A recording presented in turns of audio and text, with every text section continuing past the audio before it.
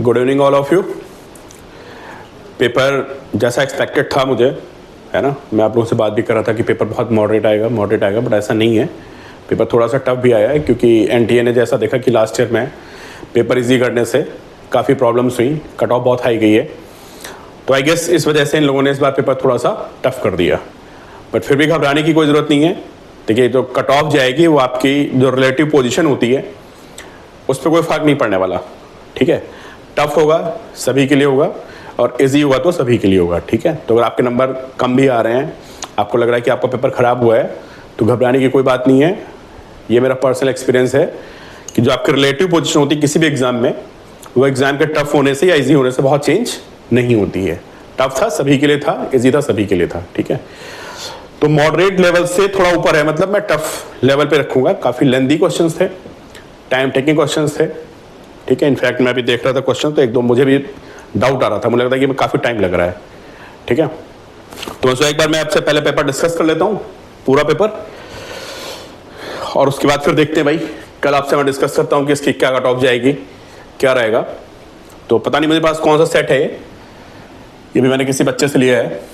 तो first question देखते हैं। This is from current and electricity. देखिए, करंट इलेक्ट्रिसिटी में मैंने आपको पहले बताया, और जब भी कभी नीट पे क्वेश्चन आता है ना, और आपको बड़ा कॉम्प्लेक्स सर्किट दिख रहा हो, तो ऐसा क्वेश्चन मोस्ट प्रोबेबली आपका व्हीटस्टोन ब्रिज का होता है। देखिए, यहां भी मैंने देखा फर्स्ट टाइम में मुझे व्हीटस्टोन दिखने लगा। अगर मैं इतने को देखूं, इस पोर्शन को ACDF, इस पोर्शन को देखूं मैं, तो मुझे दिख रहा है कि भाई ये आ रहा है 3/1.5, ठीक है। और यहाँ पे ये वैल्यू आ रही है आपकी कितनी, 5/2.5। तो ये रहा 3/1.5, ये रहा 5/2.5, दिस इज 2। तो रेशियो सेम आ गया। तो आप बताइए यहाँ पे क्या हटेगा। आई गेस अभी क्वेश्चन सभी ने कर लिया होगा। यहाँ पे आप 6 उनको रिमूव कर देंगे, 6 गॉन, ठीक है। 6 गॉन, तो भाई क्या बचेगा फिर बताइए आप। अगर मैं 6 को रिमूव कर देता हूँ और इसको दोबारा ड्रॉ करता हूँ, तो देखिए कुछ ऐसे दिखेगा ये। This is 5 volt, this is 1/3 ohm, and ये आपका 1.5 ओम। देखिए ये हट चुका है ना 6 ओम, तो ये 1.5 और 2.5 किस में आ गए, सीरीज में आ गए। मैं सीधे इसको 4 लिख देता हूँ, ठीक है। दिस इज 4 ओम, ठीक है। ये पॉइंट कौन सा आपका, दिस इज पॉइंट E, तो मैं यहाँ पे E लिखता हूँ, और दिस इज पॉइंट B, तो मैं यहाँ B लिखता हूँ। EB के बीच में 4 आ गया, ठीक है। अच्छा, फिर इधर से चलते हैं EB के बीच में, इधर चलते हैं EB के बीच में। 6 तो हट चुका है, तो दिस 3 and 5 8, तो इसका मतलब EB के बीच में एक और आ रहा है 8 ओम। तो ये पैरेलल में हो गए। और फिर अगर मैं B से चलूं, तो 1.5 एंड 5.5, तो भाई ये 7 ओम और बन गया, ठीक है। अब ये 4 8 किस में आ गया, पैरेलल में आ गया। कितना होगा इनका, 4 × 8/4 + 8, 32/12। कितना होगा भाई, 4 × 8 3, दिस इज 8/3। तो ये 8/3 आ गया, दिस इज 1/3, ठीक है भाई। 8/3 + 1/3, ये देखिए ये 8/3 आया है, ये 1/3 सीरीज में हो गया। दिस इज 9/3 विच इज 3, और ये 7 सीरीज में आ जाएगा उसके साथ, तो 3 + 7 दिस इज 10, तो भाई करंट हो जाएगा 5/10। This is 0.5 ampere current. 0.5 option में है, बिल्कुल सही। देखो जिस बच्चे का पेपर आया मेरे पास, उसने फर्स्ट क्वेश्चन बिल्कुल सही किया है ना। और देखिए उसने बिना कहीं सॉल्व किए हुए सॉल्व कर दिया, मुझे लगता है, ठीक है। तो आई गेस उस बच्चे को ये क्वेश्चन क्लिक कर गया। चलिए नेक्स्ट देखते हैं, इलेक्ट्रिक फील्ड। देखिए ये इलेक्ट्रोमैग्नेटिक वेव का क्वेश्चन है, और मैंने आपको बोला था कि इलेक्ट्रोमैग्नेटिक वेव के क्वेश्चन काफ़ी इजी आते हैं। बट चलो देखते हैं भाई ये सॉल्व होता है कि नहीं होता है। इलेक्ट्रोमैग्नेटिक वेव का क्वेश्चन क्या कर रहा है क्वेश्चन आपसे। अच्छा, इलेक्ट्रिक फील्ड की इक्वेशन गिवन है आपको, है ना, और मैग्नेटिक फील्ड की इक्वेशन पूछी। ऐसे क्वेश्चन मैंने आपको क्लास में बहुत कराए हैं, कोई कल के ये नहीं बोलेगा सर मेरा ये क्वेश्चन गलत हो गया। देखिए भाई इलेक्ट्रिक फील्ड किस डायरेक्शन में है, इलेक्ट्रिक फील्ड आपकी जेड डायरेक्शन में, क्योंकि यहाँ पे सफिक्स में जेड लगा हुआ है, इसका मतलब आपकी इलेक्ट्रिक फील्ड जेड डायरेक्शन में है। वेव किधर जा रही है, जो यहाँ पे कोफिशिएंट होता है एक्स वाई जी जो भी होता है वो आपको बताता है कि वेव की डायरेक्शन क्या है ना। तो यहां से आपको पता चल रहा है कि wave is travelling along positive x और नेगेटिव एक्स। भाई वेव जो हमारी वो जा रही है किधर जा रही है, नेगेटिव एक्स में जा रही है, क्योंकि यहां पर साइन क्या आ गया, पॉजिटिव आ गया। ठीक है, और आपको बताना है किसके बारे में, मैग्नेटिक फील्ड के बारे में। ठीक है, तो आपको याद होगा मैंने आपको बोला था कि ये जो अंदर का एक्सप्रेशन होता है चेंज नहीं होता है, ये एज इट इज रहेगा। ठीक है, क्योंकि ये वेव के प्रोपगेशन को शो करता है। तो इलेक्ट्रिक फील्ड और जो मैग्नेटिक फील्ड होती है दोनों का जो प्रोपगेशन होता है वो सेम डायरेक्शन में होता है, तो इस पर फर्क नहीं पड़ेगा।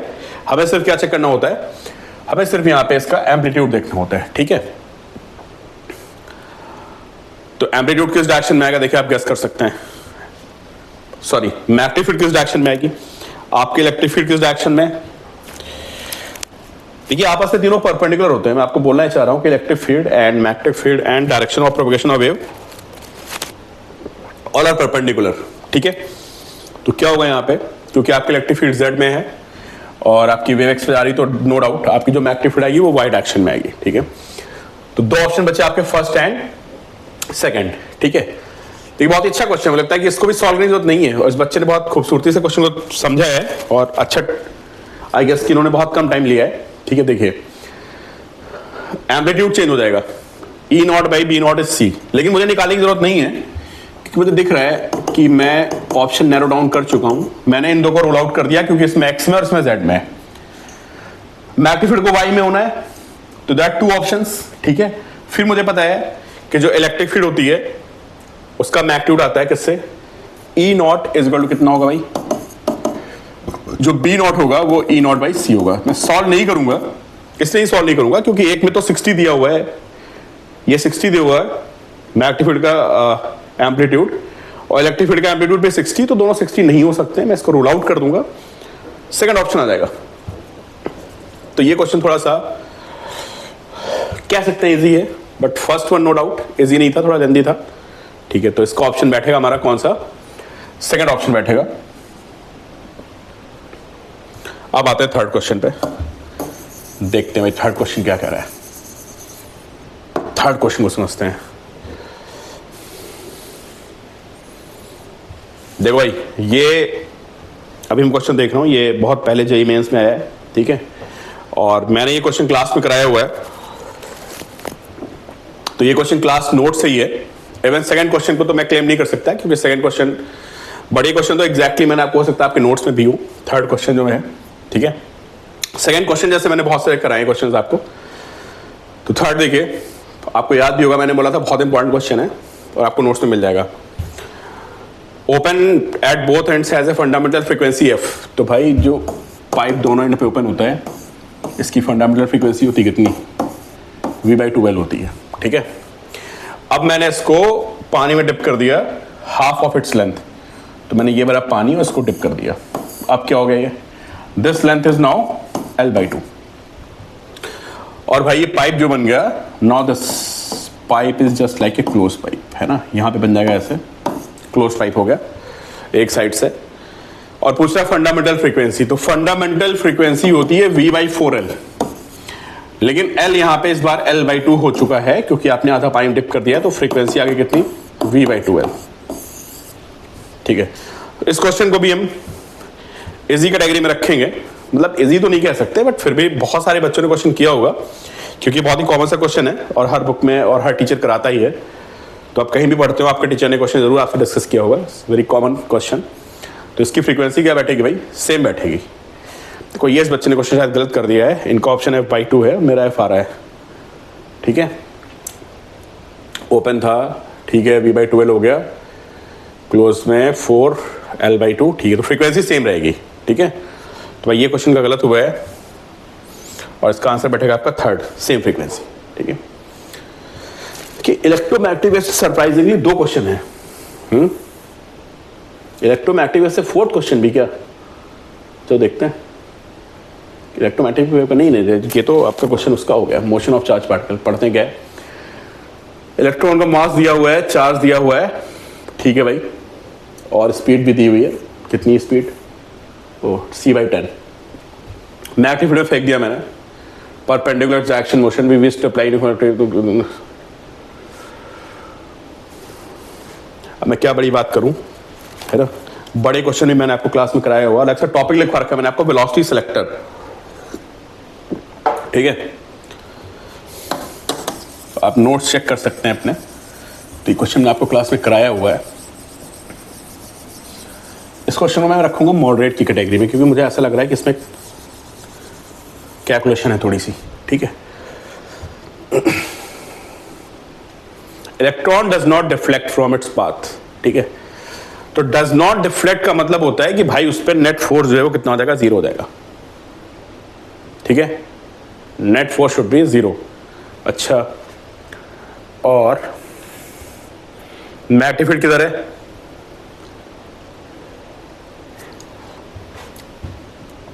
देखिए, क्योंकि मैग्नेटिक फील्ड प्रेजेंट है ना, और उसमें परपेंडिकुलर डायरेक्शन में जा रहा है, तो इसका मतलब मैग्नेटिक फील्ड इसको सर्कल में घुमाएगी, है ना, और सर्कल में घुमाएगी तो यहाँ पे इसको कौन बैलेंस करेगा, इसको इलेक्ट्रिक फील्ड बैलेंस कर देगी। तो आप नोट्स में चेक करेंगे, मैंने आपको कराया वेलोसिटी सिलेक्टर, ये टॉपिक मैंने कराया आपको नोट्स में, जाके आप चेक कर सकते हैं। वेलोसिटी सिलेक्टर आपको हेडिंग मिल जाएगी। और मैंने आपको बताया था वहाँ पे कि होता क्या है, मैं आपकी थ्योरी बता देता हूँ। किसी भी पार्टिकल पे जो कंबाइंड फोर्स होता है in the electric field and magnetic field, ये होता है भाई, अगर मैं क्यों कॉमन ले लूँ, इसको लॉरेंज फोर्स बोलते हैं, तो this E + V cross V, ठीक है। अगर कोई ऐसा क्वेश्चन आता है जहाँ पे मुझको बोलता है कि भाई ऐसा है, ये अनडिफ्लेक्टेड जा रहा है, तो मैं समझूंगा कि ये वैल्यू 0 हो गई, क्योंकि चार्ज तो 0 होगा नहीं, तो अंदर की वैल्यू 0 हो जाएगी। तो आएगा E + V क्रॉस V 0, ठीक है। E आ जाएगा आपका -V क्रॉस V, ये बात करें तो E क्या हो जाएगा, this is B cross V। अब देखिए यहाँ पे वेलोसिटी ऑलरेडी परपेंडिकुलर है मैग्नेटिक फील्ड के, देखिए आपको क्वेश्चन दिया हुआ है, ज्यादा ट्विस्ट नहीं किया उसने, जेई में ऐसे ट्विस्ट भी करता है। यहाँ पर उसने आपको वेलोसिटी दे दी मैग्नेटिक फील्ड के डायरेक्ट परपेंडिकुलर, ठीक है। तो देखिए भाई velocity is perpendicular to B. अच्छा, तो इलेक्ट्रिक फील्ड भी क्या होती है, ये क्रॉस प्रोडक्ट है, इसलिए इलेक्ट्रिक फील्ड दोनों के परपेंडिकुलर आती है। तो जो इलेक्ट्रिक फील्ड आएगी वो V के भी परपेंडिकुलर होती है, साथ में वो B के भी परपेंडिकुलर होगी। ये मैंने आपको थ्योरी बता दी है, ठीक है, B क्रॉस V।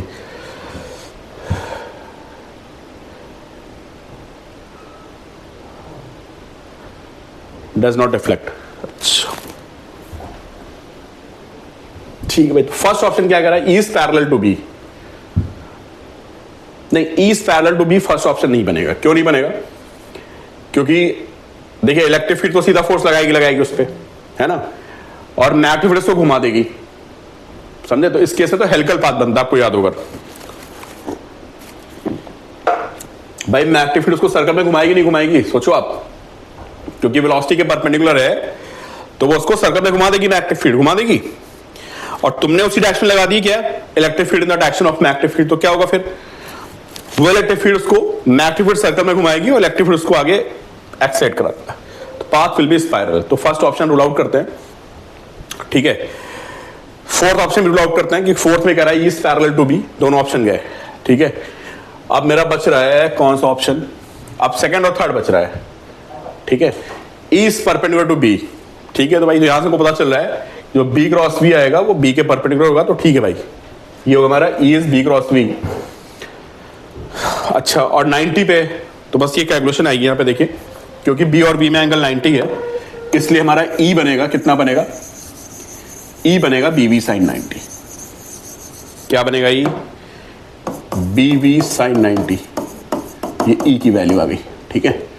तो यहां से V कितना आएगा भाई, V आएगा E/B, E निकालना है मुझे, हाँ E आ जाएगा VB। तो जो E की वैल्यू आती है वो होती है VB। V आपका आई गेस C/10 दिया हुआ है, तो दिस इज 3 × 10⁸ होता है, बट मैं सीधे लेता हूँ 3 × 10⁻7। और व्हाट अबाउट B, 9 × 10⁻4 टेस्ला। तो this is 27 and this is 10⁻3। क्या ऐसा ऑप्शन है, ओहो क्या गलती हुई है भाई मेरे से, हाँ यहाँ पे आ रहा है 27 × 10⁻4 और एक में कह रहा है 27 × 10⁻2। तो क्या मैंने कोई गलती की है यहाँ पे,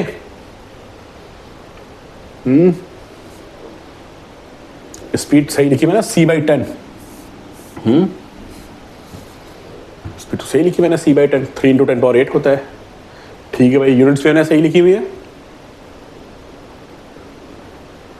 ओके, सारी यूनिट सही है, SI यूनिट है बिल्कुल। टेस्ला दिया हुआ है 9 × 10⁻⁴।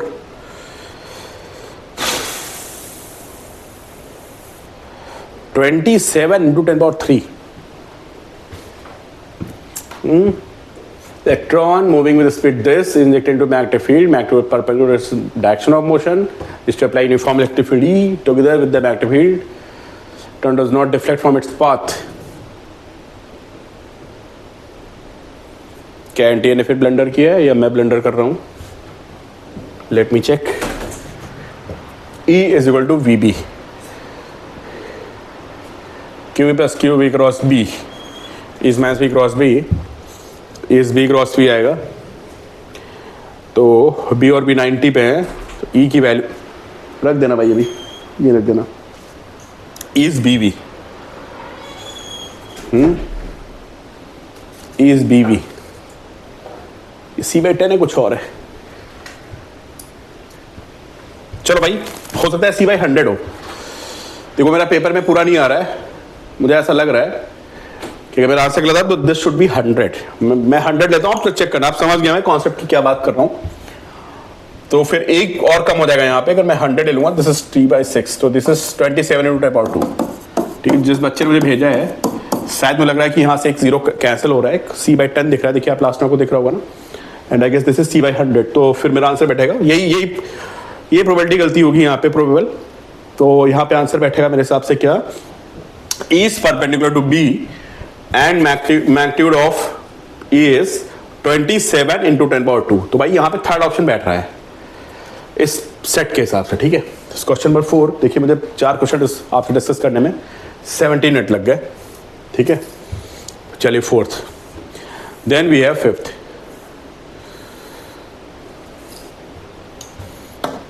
देखते भाई, देखिए मैंने भी पेपर सॉल्व नहीं किया, आप ये मत सोचना कि मैं पेपर सॉल्व करके आया हूँ और फिर मैं आपको करा रहा हूँ। मुझे पेपर मिला है, सेट बनाया है मैंने, तो मैं थोड़ा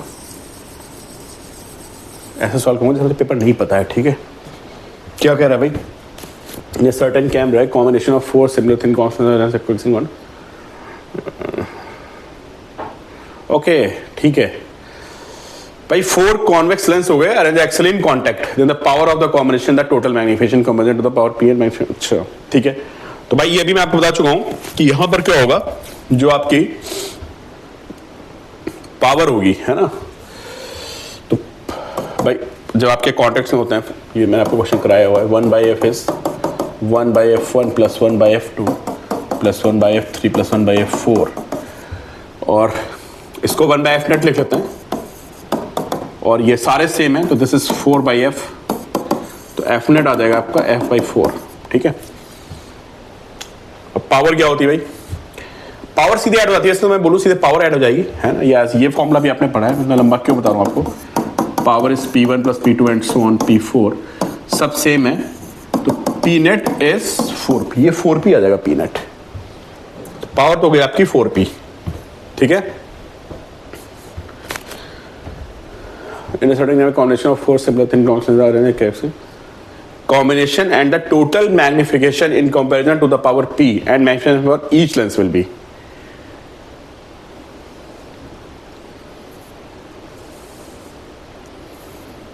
देखिए मैग्निफिकेशन मल्टीप्लाई होता है, अगर आपके लेंस, ये मैं आपको लिखवा चुका हूं, ये भी नोट्स में मिलेगा आपको, कि 2-3 लेंस अगर आपके कॉन्टेक्ट में रखे हैं तो मैग्निफिकेशन मल्टीप्लाई होता है, M1 M2 M3 M4, तो भाई सबका मैग्निफिकेशन सेम होगा। ठीक है,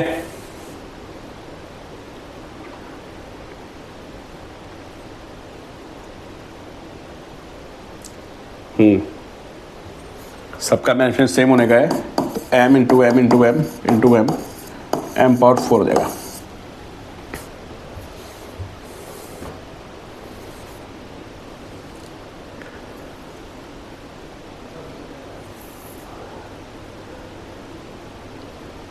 the total magnification comparative to power P and magnification for each lens. अच्छा, कोई चक्कर तो नहीं है यहाँ पे, नहीं कोई चक्कर नहीं है।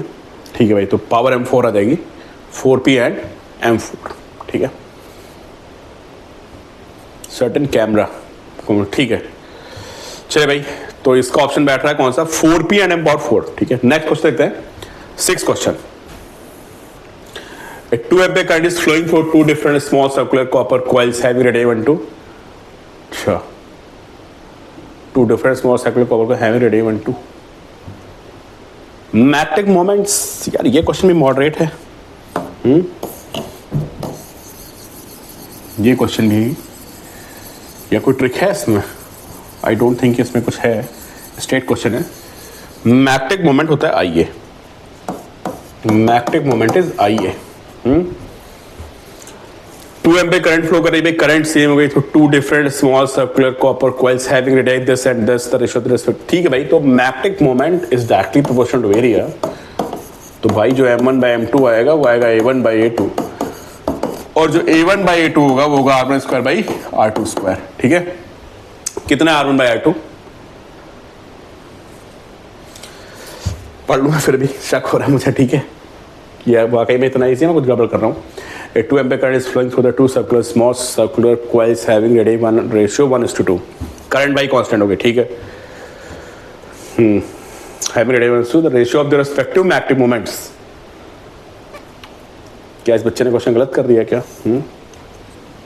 मुझे ऐसा लग रहा है कि इन्होंने ऑप्शन गलत मार दिया है, क्योंकि मुझे इनकी पेपर को सोल्यूशन नहीं दिख रहा है, तो उन्होंने अलग सॉल्व किया है, ठीक है।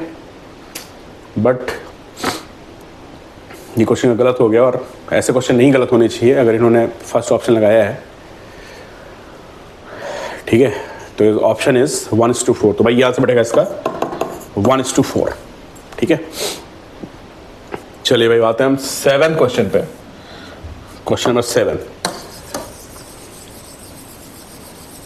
सेट देखता हूं मैं कौन सा सेट है। 7th क्वेश्चन क्या कह रहा है यहाँ पे, देखते हैं। अच्छा भाई, 1 3 2 4 के 2 हो गए, ये सीडी लगा दिया इन्होंने, अच्छा।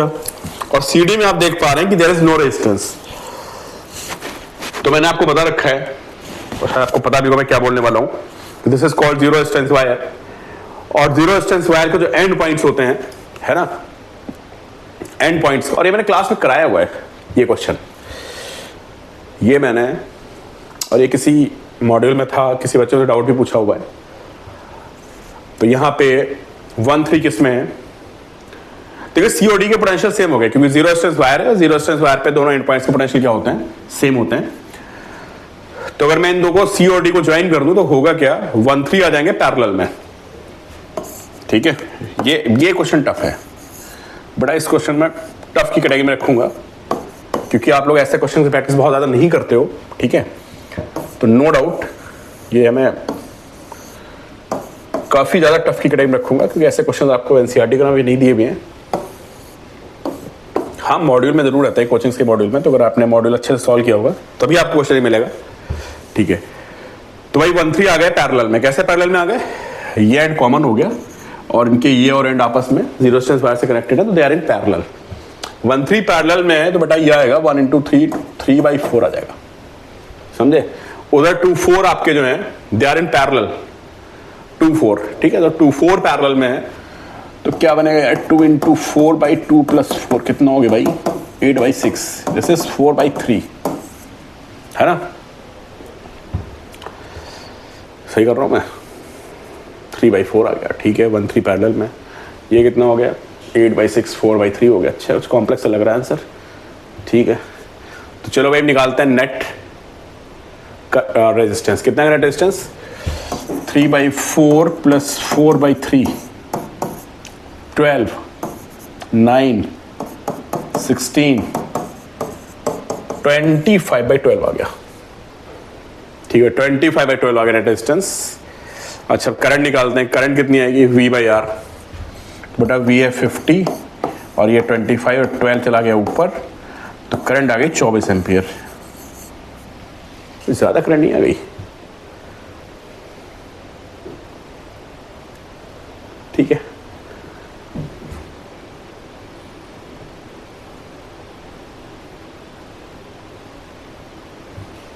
ये क्वेश्चन काफी बड़ा हो गया, चलो मुझे करंट नहीं निकालनी, बट चलो निकाल दिया मैंने, कोई बात नहीं, वोल्टेज निकाल देते हैं यहाँ पे। करंट आ गई, ठीक है। करंट डिवाइड करनी पड़ेगी। मैं एक काम करता हूँ, मैं लंबा हो जाएगा थोड़ा सा, मैं एक शॉर्टकट लगा देता हूँ इसमें। करंट डिवाइड करनी पड़ेगी ना, मैं सीधे वोल्टेज डिवाइड कर देता हूँ। देखो मैंने रेजिस्टेंस तो निकाल ही दिया, कितना है भाई ये आ गया 3/4 है ना, तो मैं इसको बनाता हूँ 3/4, इसको बनाता हूँ मैं 4/3, ठीक है। और ये कितना वोल्ट है, ये 50 वोल्ट है, ठीक है। करंट भी चलो आई गई थी, ठीक है, 24 आ गई थी करंट, ठीक है। इसको अब जो यहाँ वोल्टेज आएगा 4 और 2 में, है ना। चलो भाई मैं बना ही देता हूँ इसको। चलो ये कितना आया था आपका, ये आया था कितना 3/4 नेट, है ना। और ये कितना आया था आपका, ये आपका 4/3, ये और ये मिला के जैसे 4/3, ठीक है। करंट आ गई थी आपकी 24, तो 24 इंटू, अगर मैं करंट आपको पता है तो 24 को आप डिवाइड कर लो यहाँ पे, ये कितना था ऊपर 1 था और ये 3 था। देखिए मैंने करंट डिवाइड करने के बहुत सारे रूल्स बता रखे हैं, बट अभी मैं क्या करूँगा, करंट डिवाइड करने का मैंने एक रूल बता रखा है, करंट इनवर्स रेशियो में जाती है, ठीक है। तो भाई इनवर्स रेशियो में जाएगी, तो इसके हिस्से में कितनी आ जाएगी बताइए, ये 1 है ना, इसके हिस्से में आएगी 1/1 प्लस 1/3, 24 इंटू 1/4/3। आप अपने तरीके से गा सकते हो पैरेलल में करंट डिवाइड करने को, ठीक है। तो 72/4 ये आ जाएगी 18 एम्पियर। तो भाई यहाँ पे करंट हो गई 18 एम्पियर करंट हो गई, ठीक है। अच्छा यहाँ से निकलेगी करंट, वो भी कितनी, वो भी 24 एम्पियर की करंट बाहर निकल के आएगी, ठीक है। और किन दो से निकल के आएगी, 2 और 4, ये 2 ओम है और ये 4, और ये आपस में पैरेलल में, ठीक है। तो मैं 2 के पास निकालता हूँ, कितनी करंट आएगी देखिए 1/2 प्लस 1/4 इंटू 24, तो ये 1/2/3/4 इंटू 24, 4 ऊपर चला गया तो 4/6 इंटू 24, बेटा ये आ गया 16 एम्पियर, ठीक है। तो देखो यहाँ पे 18 एम्पियर आ रही है और यहाँ पे जा रही है 16 एम्पियर, तो इसमें जाएगी 2 एम्पियर। है कोई ऑप्शन, थर्ड ऑप्शन। काफी टफ क्वेश्चन है, ठीक है, काफी टफ क्वेश्चन है। तो पहले मैंने 1 में करंट निकाली, पहले मैंने टोटल करंट निकाली, ठीक है। 1-3 पैरेलल में, 2-4 पैरेलल में, नेट रेजिस्टेंस निकाल के मैंने नेट करंट निकाली। जो करंट यहां पे आई उस करंट को मैंने पैरेलल के रूल से डिवाइड कर दिया, ठीक है। तो मुझे पता चल गया 1 ओम में कितनी करंट है, that is how much 18 ampere. फिर बेटा यहां से 24 निकलेगी, वो इन दो से निकल के आएगी और ये भी पैरेलल में, तो मैंने पता कर लिया कि 2 ओम में कितनी करंट है। चलो 2 ओम की करंट आ गई।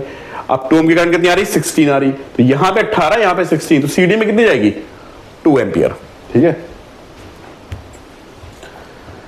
तो 7 क्वेश्चन था, देखिए मुझे डिस्कस करने में 4 मिनट लग रहा है पर क्वेश्चन, ठीक है। 9 क्वेश्चन तरफ बढ़ते हैं और देखते हैं 9 क्वेश्चन क्या है। थर्मोडाइनमिक्स का क्वेश्चन है। थर्मोडाइनमिक्स में काफी क्वेश्चन देखिए, लाइन से क्वेश्चन दे रखे हैं। 8 भी थर्मोडाइनमिक्स, 9 थर्मोडाइनमिक्स। क्या दिए, कंटेनर हैज, चलो भाई कंटेनर है and it has 2 chambers of volumes V1 and V2। तो ये रहा वॉल्यूम V1, ये रहा V2, ठीक है।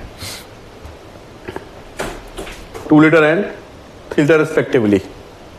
चलो V1 है 2 litre and V2 is 3 litre. They are separated by partition made of thermal insulator. The chamber contains, अच्छा भाई नंबर ऑफ मोल्स भी दिए हैं 5 मोल्स और यहाँ पे है 4 मोल्स। प्रेशर भी दे रखे हैं, P1 is 1 atm and P2 is how much 2 atm, ठीक है भाई। इंसुलेटर लगा हुआ है, प्रेशर वॉल्यूम और हमको दे रखा है इसने प्रेशर वॉल्यूम और नंबर ऑफ मोल्स। तो टेम्परेचर भी निकाल ही सकते हैं हम, क्यों भाई। अगर आपको PVN बताया तो बेसिकली मुझे I can also find temperature का, मुझे जरूरत हुई टेम्परेचर भी निकाल सकता हूँ मैं, मतलब तुमको PVN RT दे दिया। अच्छा, फिर उसने बोला है कि पार्टीशन को रिमूव कर दिया है और मिक्सचर में एक इक्विलिब्रियम प्रेशर आ गया है जो मैं फाइंड करना है।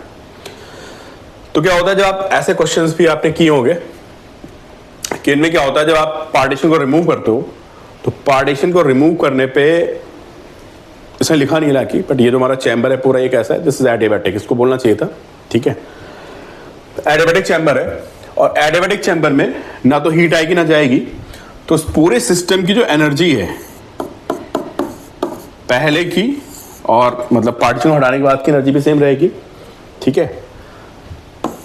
और टेम्परेचर भी दोनों का मतलब फाइनल टेम्परेचर दोनों का सेम हो जाएगा, ठीक है। और पूरे सिस्टम की एनर्जी कंजर्व रहेगी, फाइनल टेम्परेचर भी सेम रहेगा, दोनों गैसेस का अल्टीमेटली एक ही गैस बन गई और फाइनल प्रेशर भी पूरे सिस्टम का सेम हो जाएगा, एक ही हो जाएगा। तो फाइनल प्रेशर सेम रहेगा दोनों गैसेस का, या हम कह सकते हैं दोनों गैस कंबाइंड होकर एक बन गई और फाइनल टेम्परेचर भी दोनों का सेम रहेगा, ठीक है। तो देखिए भाई, इन क्वेश्चन में सबसे पहले you have to find common temperature. जब भी कभी मिक्सअप करोगे आप तो सबसे पहले आपको फाइंड करना पड़ेगा कॉमन टेम्परेचर, तो उसके बाद ही आप कुछ फाइंड कर सकते हैं। कॉमन टेम्परेचर फाइंड करने का तरीका क्या होता है पता है? कॉमन टेम्परेचर फाइंड करने का तरीका क्या होता है कि पूरे सिस्टम की जो एनर्जी है वो कंजर्व रहती है। तो अब मुझे नहीं पता कि आपके टीचर ने आपको कैसे बताया एनर्जी, बट एनर्जी का जो हमारा फॉर्मूला होता है केटीजी में वो हाफ NF/RT होता है, हाफ NF/RT, ठीक है। तो पहले की एनर्जी हो गई half NF/RT1 N1F/RT1 plus half N2F/RT2 is equal to half number of moles बढ़ गए आपके N1 प्लस N2 और F और R और T। यहां से you can find common temperature कि भाई मैंने पहले की एनर्जी लिखी, बाद की लिखी और दोनों को मैंने इक्वेट कर दिया, ठीक है। यहां से आप T फाइंड करेंगे तो आई गेस T आ जाएगा आपका कितना, T is N1T1 plus N2T2 by N1 plus N2। ये कॉमन टेम्परेचर की वैल्यू आ गई हमारी, N1T1 plus N2T2 by N1 plus N2। अभी हमें क्या चाहिए? मुझे चाहिए फाइनल प्रेशर। क्या पूछा इसने? What is final pressure? तो भाई N1 plus N2 number of moles हो गए, R T कॉमन टेम्परेचर हो गया upon V1 plus V2 volume हो गया। पूरी गैस एक हो गई जिसके number of moles N1 plus N2, volume पूरा 2 और 3 मिला के 5 हो जाएगा RT। यहां पर मैं T की वैल्यू पुट कर देता हूं, ठीक है। तो this is N1 plus N2 R और T कितना है N1T1 प्लस N2T2 यहां लिख देता हूं मैं अपॉन N1 प्लस N2 और अपॉन V1 प्लस V2। तो N1 प्लस N2 कैंसिल हो गया और ये बच गया R N1T1 plus N2T2 upon V1 plus V2, ठीक है। अब मुझे टेम्परेचर तो पता नहीं है और मुझे टेम्परेचर नहीं पता है तो मैं क्या करूंगा पता है? टेम्परेचर निकालने के लिए आई विल यूज N1 हो जाएगा कितना, P1 V1 बाई RT1, नहीं P1 V1 इज RT1 लिखते हैं, P1 V1 इज NRT1 है ना। तो NT1 कितना है बताइए आप? N1T1 आ जाएगा और P2 V2 कितना होगा? ऐसा मैं क्यों कर रहा हूँ? ऐसा इसलिए कर रहा हूँ मुझे टेम्परेचर नहीं पता है भाई, मुझे प्रेशर पता है।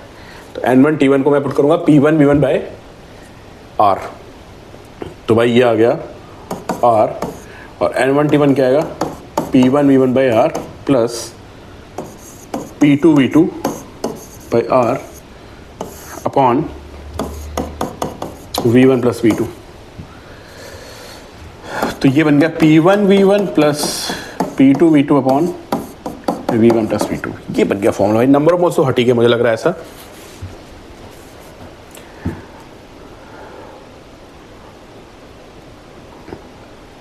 तो देखते हैं P1 V1 plus P2 V2 कितना है। P1 1 इंटू 2 V1 2 हो गया प्लस P2 कितना है 2 और V2 3 upon V1 plus V2 2 plus 3 5 P1 V1 P2 V2 अच्छा 2 प्लस 8 अपॉन 5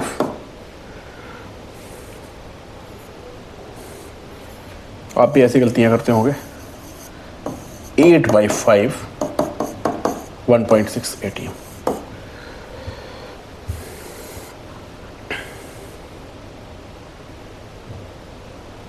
टफ क्वेश्चन है भाई ये भी। तो पहले मुझे निकालना पड़ा इसका कॉमन टेम्परेचर, ठीक है। कॉमन टेम्परेचर के बाद मैंने क्या किया, पीवी एंड आरटी लगा के फिर मैंने इसका निकाला प्रेशर्स। ये आपको समझ में आ रहा है? N1 से N2 कट गया था।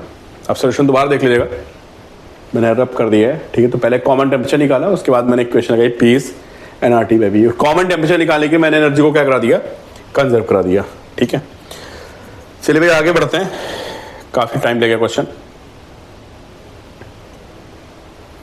ठीक है। Then we have question number 10। देखते हैं भाई 10 में क्या कह रहा है।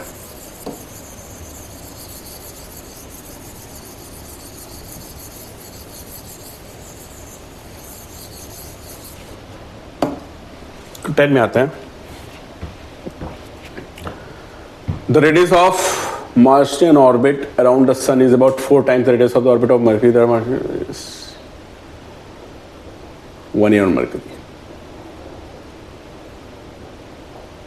अच्छा, ये तो कैप्लास लॉ क्वेश्चन होगा। देखिए आपको किसी एक प्लेनेट का टाइम पीरियड दिया हुआ है, कितना टाइम दिया है? Martian orbit around the sun is about 4 times the radius of, ठीक है, Mercury।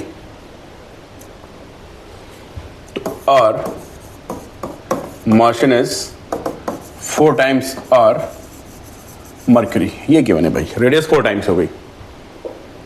Martian year is 687 earth days. अच्छा, तो उसका जो Martian year है, जो उसका टाइम पीरियड है वो 687, ठीक है भाई। तो इसका जो टाइम पीरियड है वो है 687 डेज।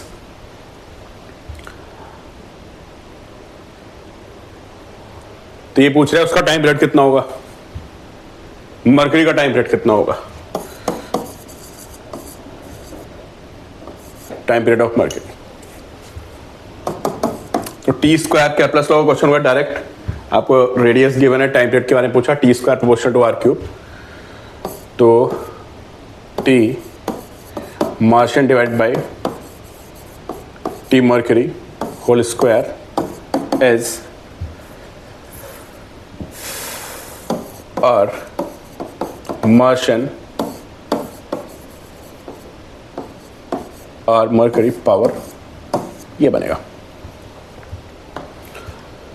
तो कितना है भाई ये, यहाँ पे अगर देखा जाए तो R Martian by R mercury, ये नीचे ले आते हैं इसको, तो ये R Martian by R mercury की वैल्यू 4 हो जाएगी। दिस इज 4 क्यूब, ठीक है। क्या आएगा ये,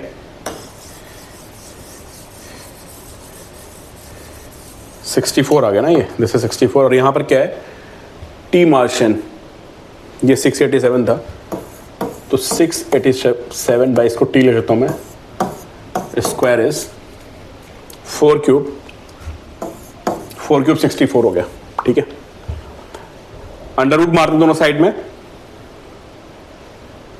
तो दोनों साइड में अंडर रूट मारेंगे, कितना था, 687 है, T square portion to R cube, सही लिखा है 64, ठीक है। अंडर रूट मारेंगे तो 687 by T is 8, this is 8।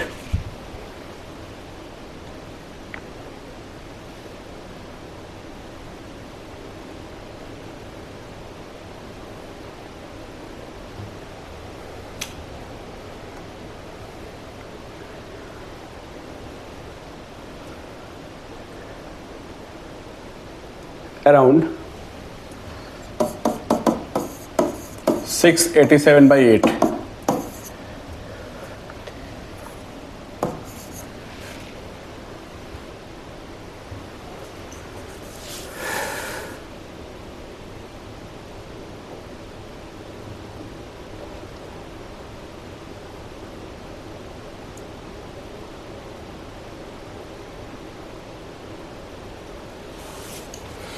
84 point something आ रहा है।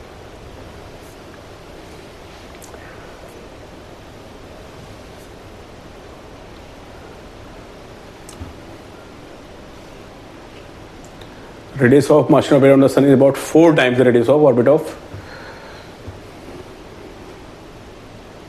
Martian Earth. Then which of the following is the length of 1 year? ये ऑप्शन तो मैच नहीं कर रहा है भाई, क्या चक्कर है? तो नियरेस्ट इज 88। चलो आप मेथड समझ गए, हो सकता है मैं कोई गलती कर रहा हूँ यहाँ पे, बट मैं गलती नहीं कर रहा हूँ यार। 687 इसका था मार्शियन का, ठीक है मैं चेक कर लूँ यार। मर्क्यूरी का कितना हो गया? मर्क्यूरी का कितना है भाई? T R Martian by R Mercury कितना हो गया? डायरेक्टली प्रोपोर्शन होता है 4 times the radius of Mercury, 4 times the radius of orbit of Mercury, ठीक है। 4 का क्यूब 64 हो गया, अंडर रूट मारा मैंने तो सीधर से रूट मार दिया 680, 88 बैठेगा नियरेस्ट। तो भाई इसका आंसर बैठेगा सेकंड, ठीक है। इसका ऑप्शन बैठेगा सेकंड। अब ये थोड़ा घपले वाला क्वेश्चन है यार, ऐसा नहीं करना चाहिए इनको। कि आंसर नहीं दिख रहा तो बच्चा कंफ्यूज होता है, कभी कभी टिक नहीं करता है, पता है। तो मैं आंसर नहीं दिख रहा होता है, लाइक अभी मैं बहुत कॉन्फिडेंट नहीं हो पा रहा हूँ कि मैं क्वेश्चन को सॉल्व कर रहा हूँ, तो मुझे नहीं पता है। मैं अगर सॉल्व करता तो इसको छोड़ देता भी एक बार पेपर में, ठीक है। चलो इसको आगे बाद में देखता हूँ। चलिए ऐसे क्वेश्चन नहीं देने चाहिए। अब 84 आ गया तो बच्चा एक बार सोचेगा भाई कौन सा ऑप्शन है। चलिए 11 देखते हैं नेक्स्ट। तो नियरेस्ट में बता रहा हूं आपको, नियरेस्ट इसका आंसर बैठेगा कौन सा? सेकंड, ठीक है। नेक्स्ट बढ़ते हैं हम, क्वेश्चन नंबर कौन सा है? 11th। एसी का क्वेश्चन आगे देखते हैं। AC power supply of 220 volt, 220 volt की सप्लाई है, 50 हर्ट्ज, और एक रेजिस्टेंस है 20 ओम का, और एक capacitor of reactance 20 ohm and inductor of reactance. अच्छा 22 में रेजिस्टेंस भी दिया है, कैपेसिटेंस भी दिया है, और क्या बोलते हैं रिएक्टेंस, मतलब वो दे रखा है आपको, एक्सएल दे रखा है, एक्सी दे रखा है, आर दे रखा है, और बेसिकली आरएल सर्किट हो गया है ना। ये क्वेश्चन तो स्ट्रेट है भाई, ठीक है। ये क्वेश्चन स्ट्रेट है। तो भाई आपसे करंट पूछा गया है और आपको पोटेंशियल दे रखा है, सब दे रखा है। तो करंट आएगा वो कितना होगा? This V by Z, V by R square plus XL minus XC का होल स्क्वायर। वी कितना है यहाँ पे वी है 220 अपॉन आर कितना है यहाँ पे 20 square plus XL minus XC 45 minus 25,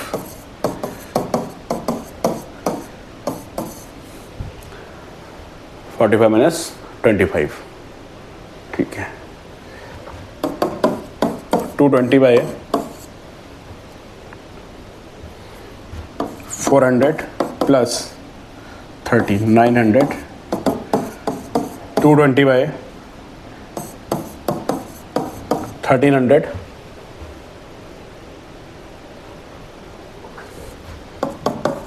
to 220 by root 13 into 10,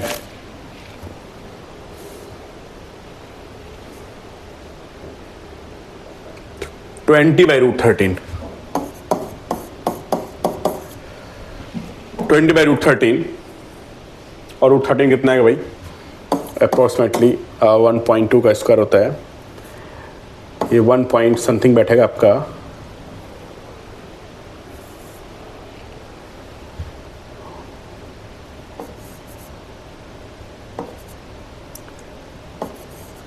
1.1, 121 हो गया ना, 1.1 अराउंड 1.1 बैठेगा, ठीक है। तो ये बैठेगा लगभग 15.6 एम्पियर। मैं ऑप्शन देख पा रहा हूँ, दिस अराउंड 15.6 एम्पियर बैठेगा ऑप्शन। और एंगल कितना बैठेगा इसका? एंगल बैठेगा tan phi XL minus XC by R, तो 45 माइनस 25,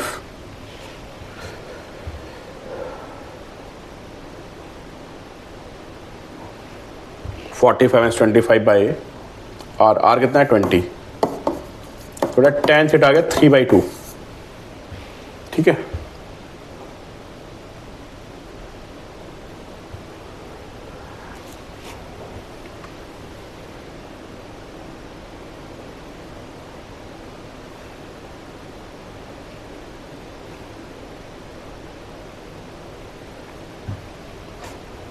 ऑप्शन ही मैच कर रहा है यार। 3/2 तो tan फाई जो है 1 से बढ़ा रहा है, और 1 से बढ़ा रहा तो एंगल आपका क्या होगा?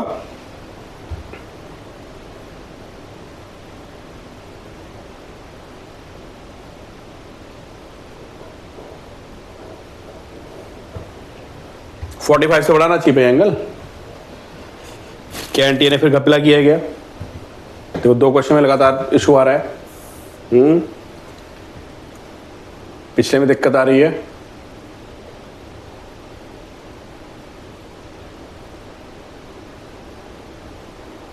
और यहां भी एंगल आपको जो बैठ रहा है tan phi XL minus XC by R.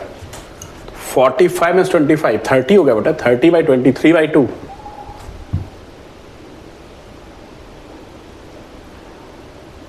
और इसकी वैल्यू 1 से बड़ी आ रही है।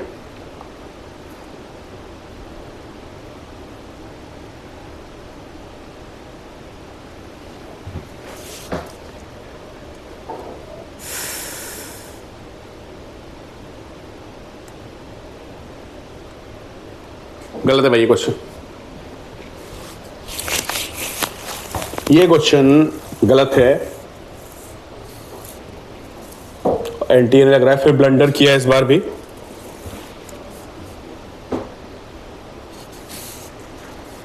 एक तो इतना बड़ा एग्जाम होता है ना, एक बार शक भी होता है कि क्वेश्चन गलत है या नहीं है।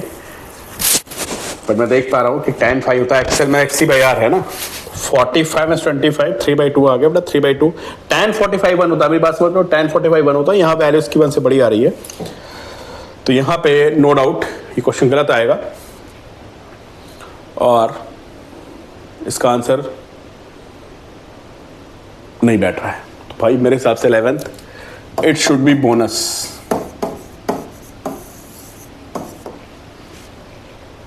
चलो आगे बढ़ते हैं। इन गलत क्वेश्चंस का क्या करना है क्या नहीं करना, वो तो बात की बातें हैं, ठीक है।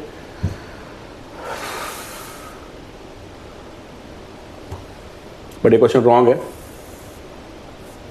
12 देखते हैं।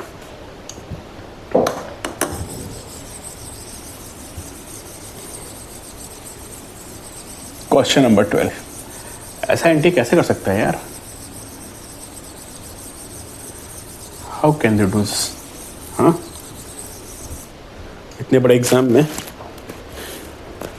मुझे ना सर खुजाना पड़ रहा है भाई। चलो देखते हैं। नेक्स्ट भी है क्वेश्चन नंबर 12।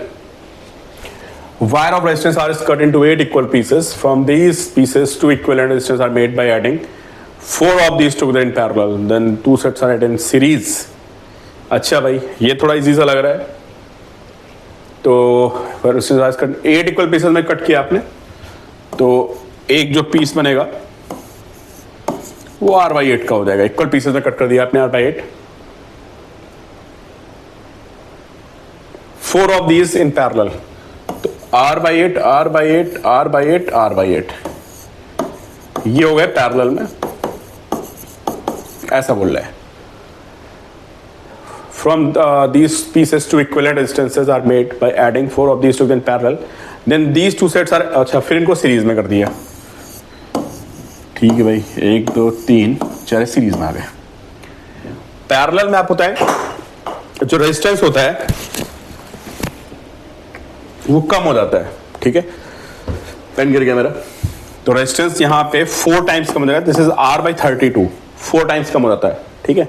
सीरीज में बढ़ता है, और बेटा ये भी आएगा R/32, और क्योंकि सीरीज में तो आंसर बैठेगा R/16। ये आएगा यहाँ पे आंसर R/16, ठीक है। तो यहाँ पे कौन सा ऑप्शन बैठेगा? Fourth option. 8 इक्वल पीसेस में किया R/8 R/8, ठीक है। From these two pieces to made by adding 4 of these two, 4 को पैरेलल में कर दिया, 4 टाइम्स और कम हो गया R/32, और फिर ये भी R/32, और ऐसे 2 आपने सीरीज में लगा दिए, तो R/32 प्लस R/32 कितना होगा? This R/16। तो इसका ऑप्शन बैठेगा फोर्थ, ठीक है। 13 पे आते हैं।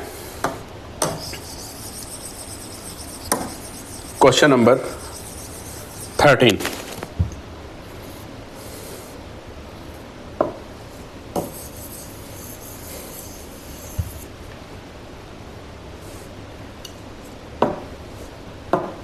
13।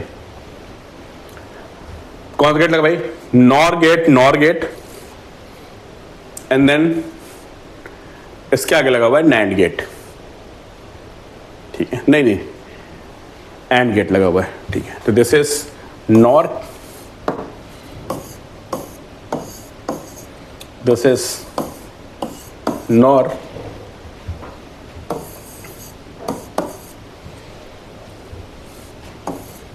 This is A, this is B, this is C, ठीक है। और यहां पे ऐसे आ गए और फिर ऐसे गए और यहां पे लगा हुआ आपका दिस इज एंड गेट।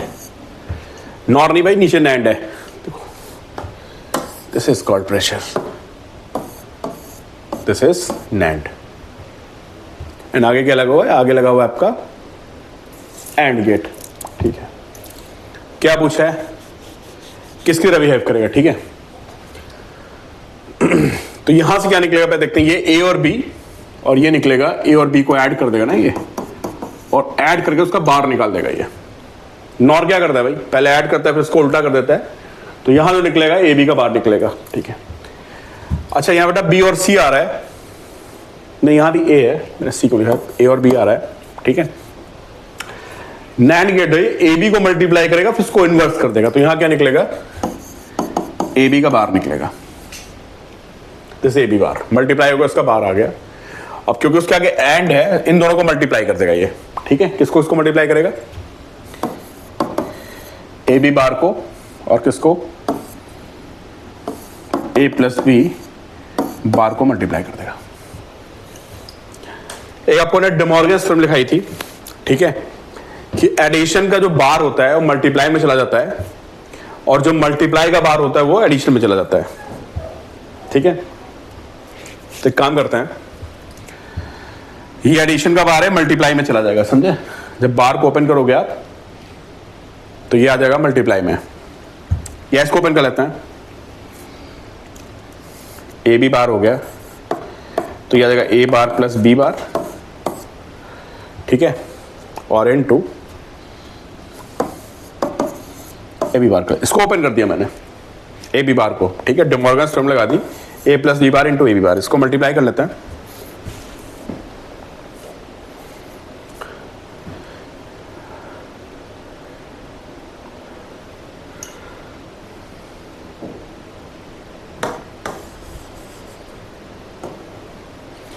यहां पर डिमॉर्गन्स थ्योरम लगाओगे तो क्या होता है पता है?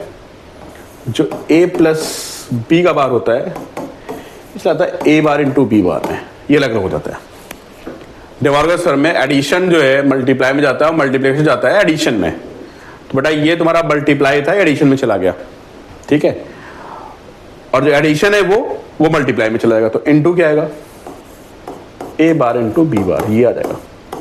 अलग अलग मल्टीप्लाई कर लेते हैं, तो ये आएगा बेटा A bar into B bar plus B bar into A bar into B bar, ठीक है।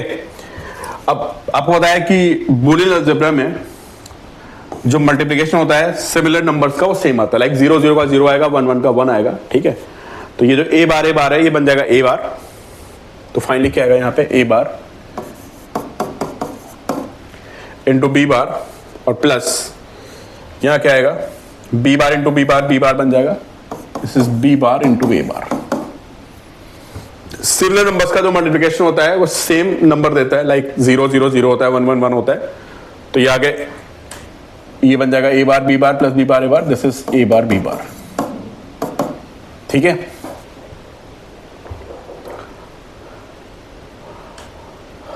और ये क्या बन गया? A bar B bar, this is A plus B bar. ये थ्योरम लगा दिया मैंने, डिमॉर्गन्स थ्योरम। देखो मैंने बूलियन से सॉल्व किया है, ठीक है। अब मैं बूलियन से इसको सॉल्व करके फाइंड कर रहा हूं कि बन रहा है कौन सा gate? This is NOR gate, ठीक है। ये नॉर गेट बनना है, यहां पे फर्स्ट ऑप्शन आएगा इसका। बाकी अगर जिसको ये बूलियन नहीं आता, देखो टीचर्स दो तरह से पढ़ाते हैं, मैंने आपको बूलियन भी बताया था, ठीक है, और मैंने आपको नॉर्मल तरीके से बताया था। ये क्वेश्चन नॉर्मल तरीके से और लंबा बनेगा क्योंकि फिर आपको यहाँ पे वैल्यूज पुट करनी पड़ेंगी, ठीक है। बट जब आपको बूलियन नहीं आता है तो आपके पास वही का ऑप्शन रहता है, आप उसी तरह से इस क्वेश्चन को सॉल्व कर सकते हो, ठीक है।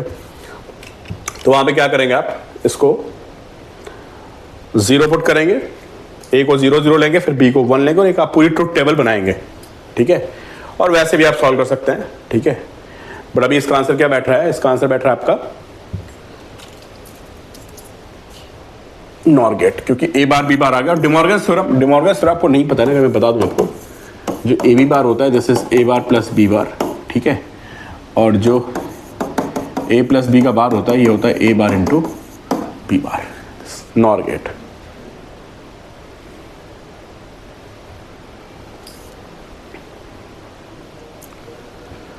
आगे बढ़ते भाई, आते हैं 14 क्वेश्चन पे, है ना। 14 क्वेश्चन मॉडरेट सा लग रहा है। इसमें क्या बोला है आपको, two article charge conducting spheres A and B have their center separated by certain distance.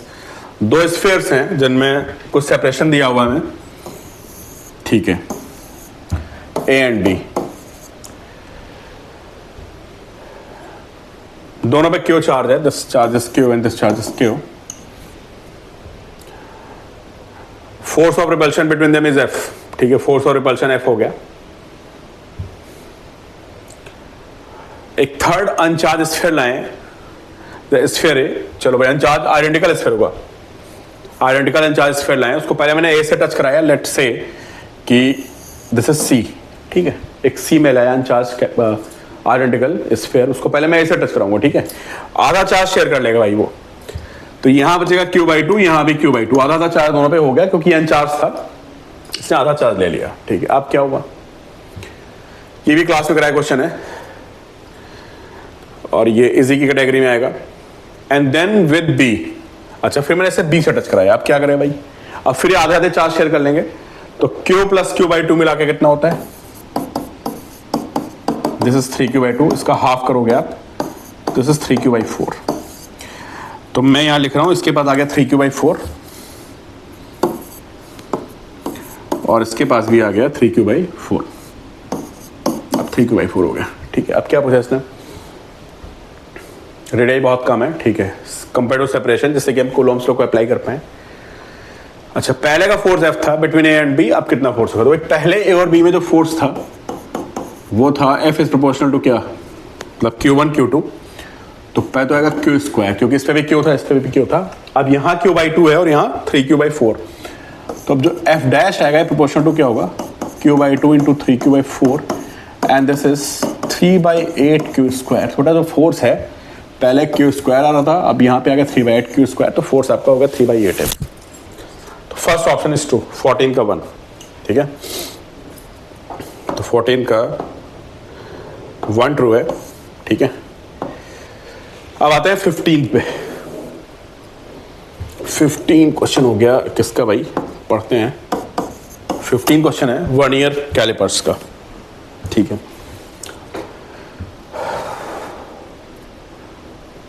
अच्छा, एक स्फेरिकल ऑब्जेक्ट है जिसको हम वर्नियर कैलिपर से मेजर कर रहे हैं, ठीक है, और कुछ कुछ हमें स्पेसिफिकेशन दे रखे हैं उसने।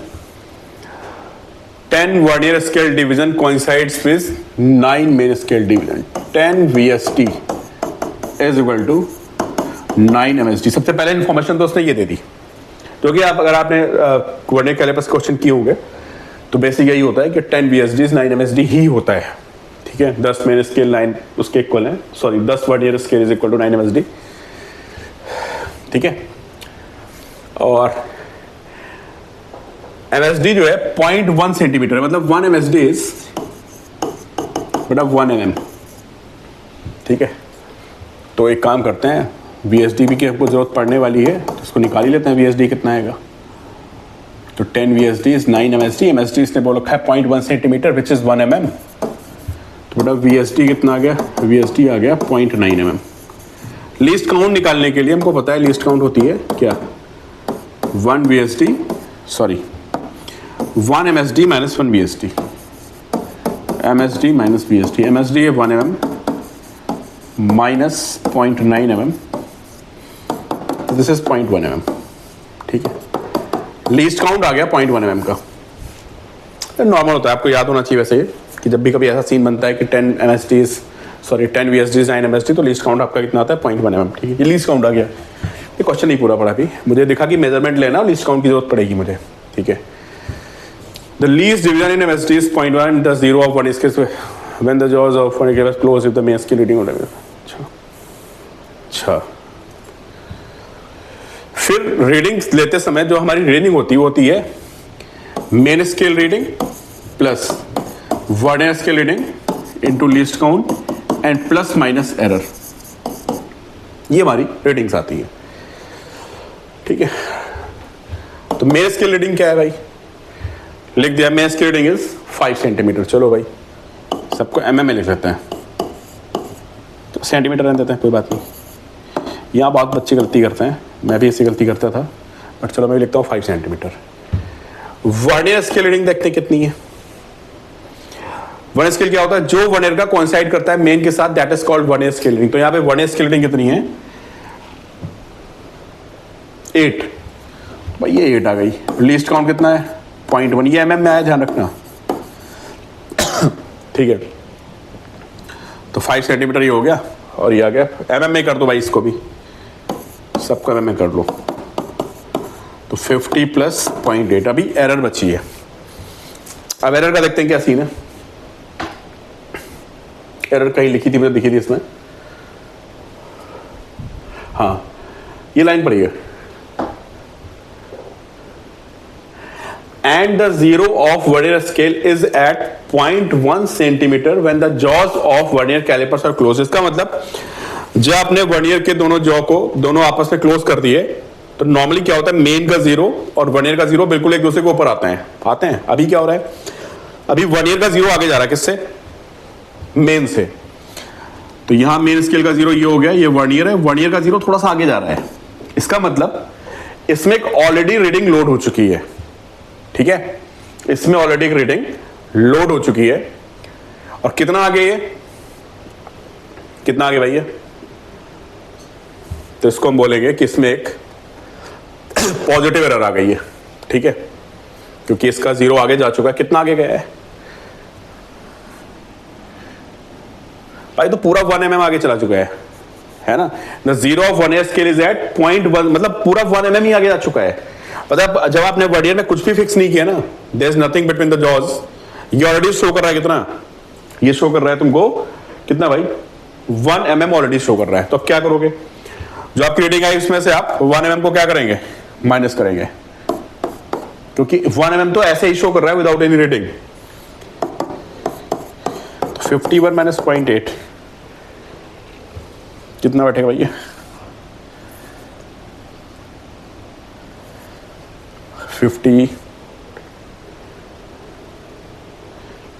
49.8।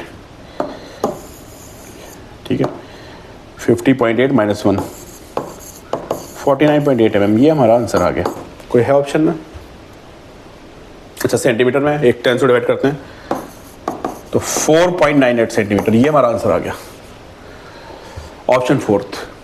ठीक है, मैच कर गया। टफ है, इसको हम टफ की कैटेगरी में रखेंगे। ठीक है, ये हमारा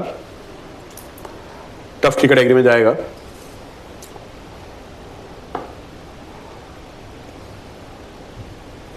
चलिए नेक्स्ट देखते हैं।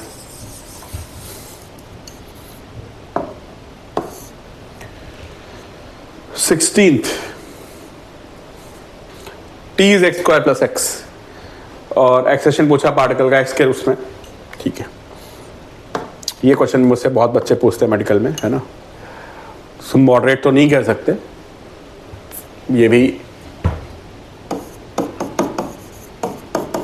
डिफरेंशिएट मारते हैं, T T by D x, 2x plus 1 आएगा। तो पहले इसमें D T by D x निकालते हैं, इसको उल्टा कर देते हैं भाई, D x by d T, तो आ गया 2x प्लस 1, ये आ गई वेलोसिटी। पहले D T by D x निकाला मैंने, और फिर मैंने उसको इन्वर्स कर दिया, तो 1/2x plus 1, sorry 1/2x plus 1, ये वेलोसिटी आ गई। ठीक है, अब वेलोसिटी आ चुकी है, और मुझे क्या निकालना है, मुझे निकालना है एक्सेलेरेशन। ठीक है, तो एक्सेलेरेशन क्या होता है भाई, एक्सेलेरेशन होता है dv बाई dt। तो ये बनेगा d by d T of 1 by 2x plus 1, ठीक है। या इसको लिखेंगे आप d by d T of 2x plus 1 की पावर माइनस वन, ठीक है। डिफरेंशिएट मारेंगे आप, पावर पहले आती है तो -1 2x प्लस 1 की पावर -2, और क्योंकि ये दोनों अलग अलग वेरिएबल है तो यहाँ पे चेन रूल लग जाएगा। और आपको पता होगा कि इसके बाद आपको dx बाई dt भी लिखना पड़ेगा अकॉर्डिंग टू चेन रूल। अगर यहाँ पे x होता तो लिख के छोड़ देते, बट अब ये dx बाई dt भी आएगा, ये नीचे आएगा तो -1/2x प्लस 1 का होल स्क्वायर और इंटू dx बाई dt। अब dx बाई dt खुद ही 2x प्लस 1 है, देखो 1 बाई 2x प्लस 1 है, यहाँ पे 2x प्लस 1 का होल स्क्वायर है, मल्टीप्लाई करोगे तो 2x प्लस 1 का होल क्यूब बन जाएगा। किससे बन रहा है 2x प्लस 1 का होल क्यूब? थर्ड ऑप्शन में बन रहा है, तो भाई पता आपका थर्ड ऑप्शन आ जाएगा इसमें।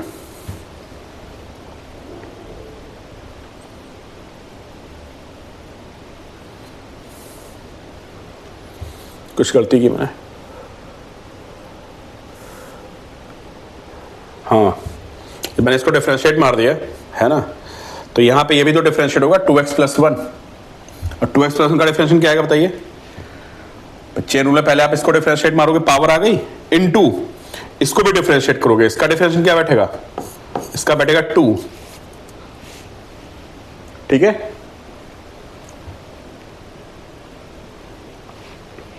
तो ये आपका एक 2 और आएगा यहाँ पे, ठीक है। तो आपका आंसर क्या बैठ जाएगा? थर्ड ऑप्शन आ जाएगा। ये क्वेश्चन आपने किया होगा क्योंकि बहुत सारे मॉड्यूल्स वगैरह में ये क्वेश्चन दिया रहता है, कॉमन सा क्वेश्चन है, टफ की कैटेगरी में है, बट ऐसा नहीं बोल सकते आपके सर मैंने क्वेश्चन देखा नहीं था, ऐसा क्वेश्चन कई बुक्स में दिया हुआ है, ठीक है। 17 पे आते हैं, photo current intensity of light. पता होगा आपको इंटेंसिटी ऑफ लाइट पे फोटो करंट डायरेक्टली प्रोपोर्शनल होती, बढ़ती जाएगी तो फोटो करंट भी बढ़ती जाएगी, है ना। फोटो करंट का फ्रीक्वेंसी ऑफ लाइट से कोई मतलब होता नहीं है, ठीक है। और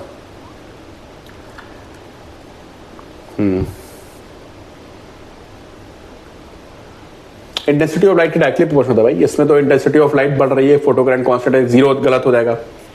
फोटो करंट का फ्रीक्वेंसी ऑफ लाइट से कोई मतलब नहीं होता, लेना देना नहीं होता है, प्रोवाइडेड कि भाई ठीक है फोटोइलेक्ट्रिक इफेक्ट हो रहा है, ठीक है। फोटोइलेक्ट्रिक इफेक्ट हो रहा है तो भाई आप कोई फर्क नहीं पड़े, कोई कंडीशन तो नहीं दी है, प्रोवाइडेड लाइट एक्स, ठीक है।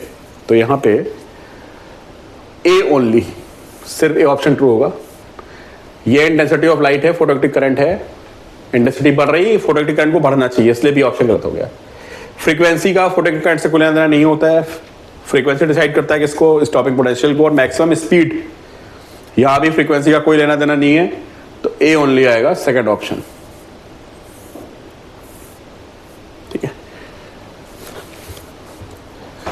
अब आते हैं हम लोग 18 क्वेश्चन पे। क्या अगर अब 18 में देखते हैं,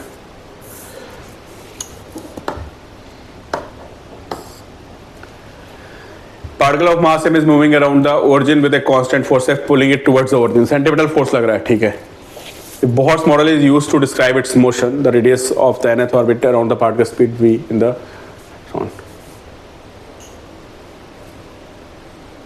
constant force F लग रहा है, ठीक है, pulling it towards the origin, okay। Bohr model is used to describe its motion, the radius of nth orbit and the orbital speed। अच्छा कांस्टेंट फोर्स लग रहा है, ठीक है, ये पंगा है, कोई बात नहीं। तो मुझसे कह रहा है कि F is M V square by R है, ठीक है, पहली इक्वेशन हो गई, एफ कांस्टेंट दे दिया है ना। और दूसरा क्या बोल रहा है? बॉर्स मॉडल एप्लीकेबल है, बेटा एम वी आर क्या होगा? एन एच बाई 2 पाई हो जाएगा। डेरिवेशन आप लोगों ने की होगी कि पहले हम लोग फोर्स की इक्वेशन लिखते थे, देखो डेरिवेशन बेस्ड क्वेश्चन आ गया, जिसको बॉर्स मॉडल हल्के से पता है उसका क्वेश्चन नहीं आने का, इसलिए मैं बोलता हूँ कि डेरिवेशंस आर इंपॉर्टेंट। बहुत से बच्चे बोलते थे सर आप ये छोटी मोटी डेरिवेशन क्यों लिखाते हो, इसलिए लिखाता था, ठीक है। एम वी आर हो गया एच बाई 2 पाई। अब मुझे आर निकालना है, तो काम करते हैं दोनों से वी को एलिमिनेट कर देते हैं, यही तरीका होता था। ठीक है, वहां पे होता था 1/4 pi epsilon naught Q1 Q2 by R square होता था, पता है, एफ की जगह। यहाँ पर एफ की जगह एफ ही रखना है आपको। तो चलो एक काम करते हैं, वी निकालते हैं यहाँ से वी कितना है बताइए, NH by 2 pi M R, उसका वहाँ पुट कर देते हैं। तो F is equal to M by R और N square H square by 4 pi square M square R square. बेटा यहाँ आर क्यूब आ जाएगा, देखो आर क्यूब ऊपर ले जाओगे, बाकी सब कांस्टेंट है, तो R cube is directly proportional to N square आ गया। ठीक है, ये आर क्यूब हो गया, R cube is directly proportional to N square, तो R is proportional to N की पावर 2/3। फोर्थ ऑप्शन आ रहा है, ठीक है। और वी मैं चेक नहीं करूंगा क्योंकि एक ही ऑप्शन दिख गया मुझे 2/3, और अगर मेरी कैलकुलेशन ठीक है तो, और वी मैं चेक करना चाहूँ तो यहाँ से चेक कर सकता हूँ, कितना है बताइए। यहाँ देखिए M कांस्टेंट है, H कांस्टेंट है 2 पाई, तो V R is proportional to N, है ना। तो V proportional to N by R, तो V proportional to N by, और R किसके प्रोपोर्शनल है, R प्रोपोर्शनल है N की पावर 2/3, तो N बाई N की पावर 2/3, ये N की पावर 1/3 बन जाएगा। अरे वी आर एन में रेशो निकाला, वी आर प्रोपोर्शनल टू कितना आ गया भाई, R proportional to N power 2/3 आ गया ना, V R is proportional to N, ठीक है। तो V प्रोपोर्शनल टू कितना जाएगा, शायद आपको समझ में, दोबारा लिख देता हूँ। R प्रोपोर्शनल टू आया कितना, R प्रोपोर्शनल टू N की पावर 2/3, वी आर इज सब कांस्टेंट है तो वी आर को N लिख देते हैं, तो यहाँ से V आएगा N बाई आर, तो N बाई आर कितना है, N की पावर 2/3, तो N की पावर 1/3 बन जाएगा। फोर्थ ऑप्शन, इसको रखेंगे मॉडरेट की कैटेगरी में, है ना। मॉडरेट मतलब जो बच्चा कॉन्सेप्चुअली पढ़ रहा होगा वही इस क्वेश्चन को सॉल्व कर पाएगा। बाकी आपने वो रट लिया, अगर R इज प्रोपोर्शनल टू N स्क्वायर होता है, V proportional to Z by N होता है, तो भाई नहीं आएगा आंसर आपसे, ठीक है। 18 क्वेश्चन हो गया।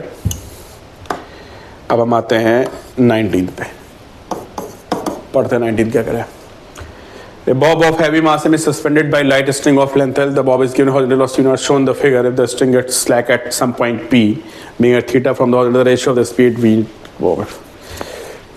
हर टीचर क्वेश्चन कराता ही है, ठीक है, कि स्ट्रिंग कहाँ पे स्लैक करेगी, है ना। तो स्ट्रिंग यहाँ पे स्लैक करती है, इन क्वेश्चन में आपको याद होगा एक कंजर्वेशन ऑफ एनर्जी लगता है और एक लगती है सेंट्रीपिटल फोर्स की इक्वेशन, ठीक है। तो एक काम करते हैं,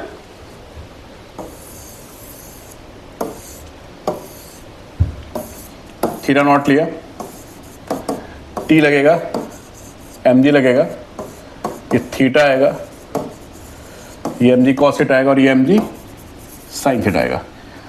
तो t plus mg sin theta is mv square by R. रस्सी स्लैक करती है, वहां पे पता क्या होता है, जहां पे रस्सी स्लैक करती है वहां पे टेंशन जीरो हो जाती है, तो टेंशन को आप जीरो लिखोगे तो क्या बनेगा, mg sin theta is mv square by R बन जाएगा, है ना। यहां से v आ जाएगा under root R sine theta, मैंने m से मुड़ा दिया, v आ गया under root R sine theta, ठीक है।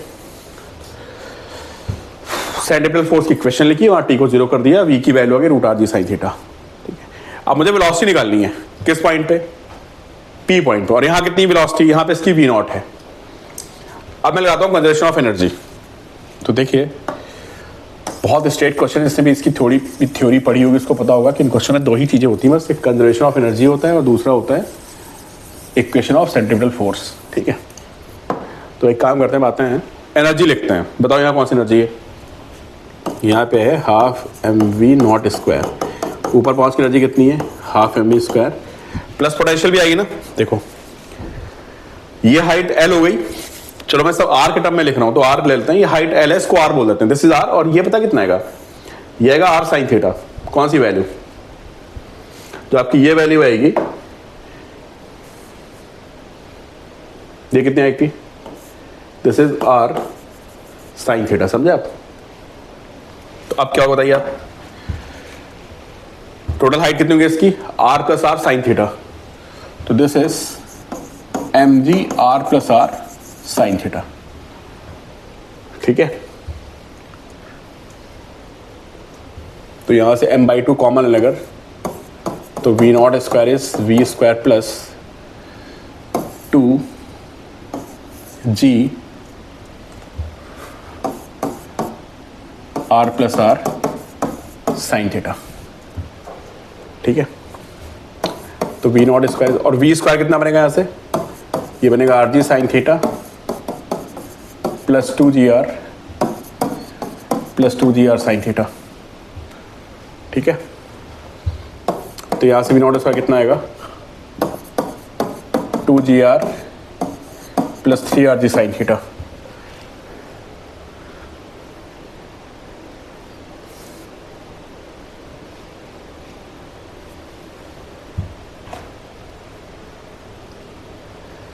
अच्छा, रेशो पूछा है, ठीक है। तो यहाँ से बताइए वी नॉट कितना बनेगा, अगर मैं आर जी कॉमन ले लूँ तो अंडर रूट आर जी ये आ गया और ये बचा 2 + 3 साइन थीटा। अच्छा, वी आया था कितना, under root r g sine theta. किसका रेशो निकालना है मुझे यहाँ पे, वी बाई वी नॉट। हाँ, नहीं वी नॉट तो इनिशियल थी ना, वी नॉट इनिशियल थी और ये वी नॉट आ गई ना, this is v naught, this is v naught. ठीक है, और हमारा v कितना था, जहाँ पे स्लैक हुआ यहाँ पे v की वैल्यू कितनी थी, v था under root r g sine theta. Ratio किसका निकालना है हमें, v बाई वी नॉट। तो v बाई वी नॉट करेंगे तो भाई ये ऊपर जाएगा, साइन थीटा बाई 2 साइन आ जाएगा, ये ऊपर रहेगा न्यूमरेटर में, डिनोमिनेटर में, तो साइन थीटा बाई और पूरी पावर कितनी आ जाएगी, हाफ। फर्स्ट ऑप्शन बैठेगा इसका 19 क्वेश्चन का। ठीक है, 19 क्वेश्चन का ऑप्शन 1 हो गया। ठीक है,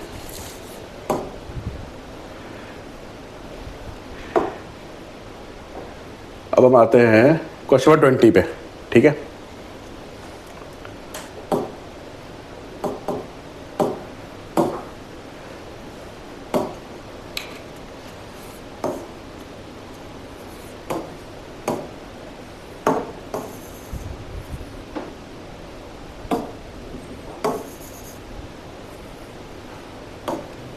क्वेश्चन नंबर 20 देखते हैं क्या करा है।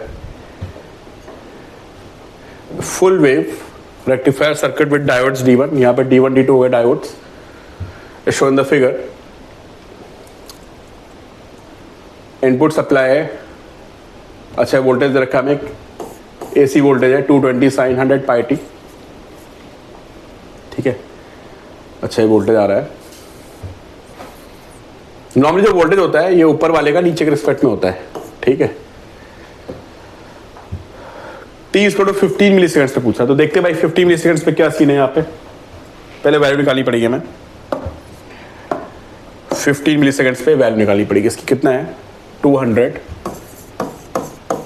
साइन पाई टी, तो पाई और t कितना है यहाँ पे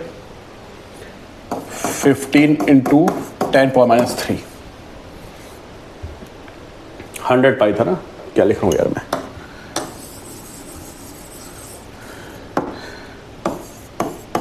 $200 साइन और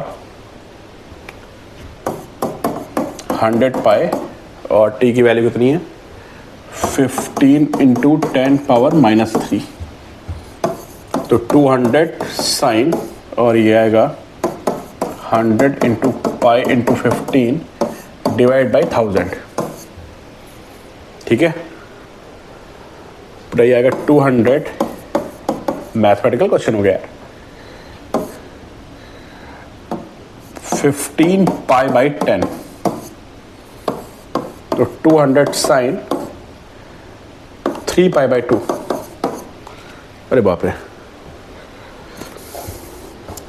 गंदा क्वेश्चन है नीट के हिसाब से। अब साइन 3 पाई बाई 2 जो होता है, आपको ग्राफ याद हो साइन का ऐसे ग्राफ बनता है, तो 180 पे साइन 0 होता है, 270 पे -1 होता है। इसका मतलब जो वोल्टेज आ गया -200।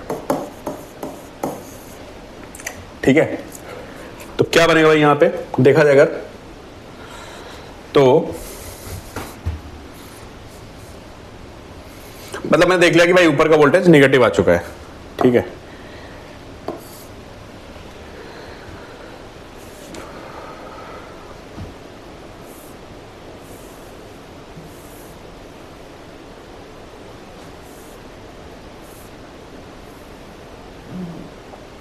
ठीक है, निगेटिव वोल्टेज आ चुका है।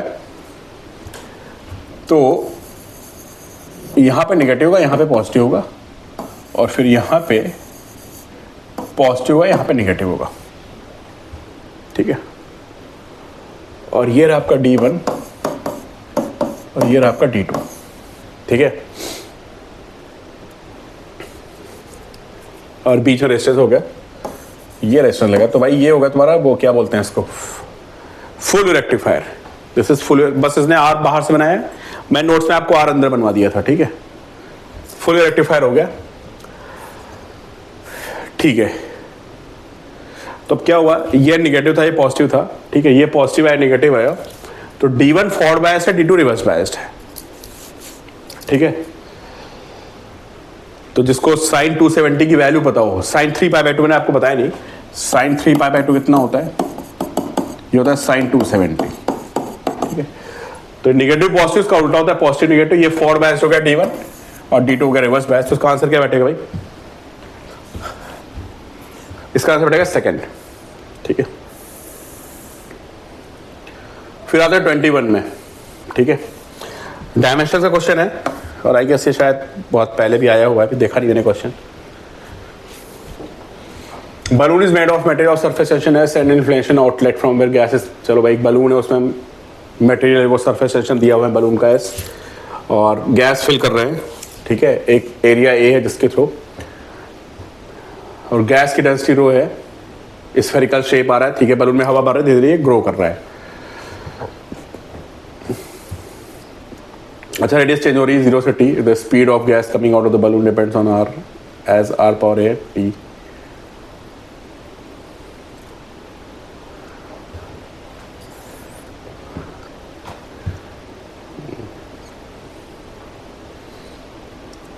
अल्फा बीटा गामा,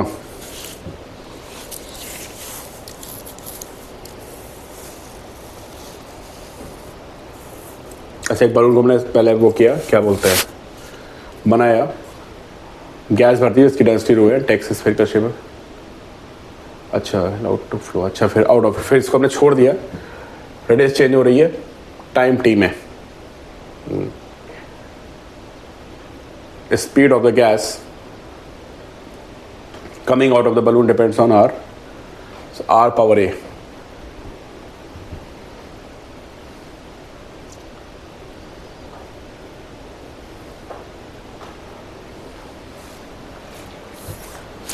तो अंदर कितना प्रेशर होगा बताइए, बलून के अंदर जो आपने होल किया है, यहां से गैस निकल रही होगी। ठीक है, तो बलून के अंदर एक्सेस प्रेशर होगा बिकॉज ऑफ सरफेस टेंशन। कितना एक्सेस प्रेशर होगा यहाँ पे, 40/r है ना, या 4s/r कह ले, ये प्रेशर होगा।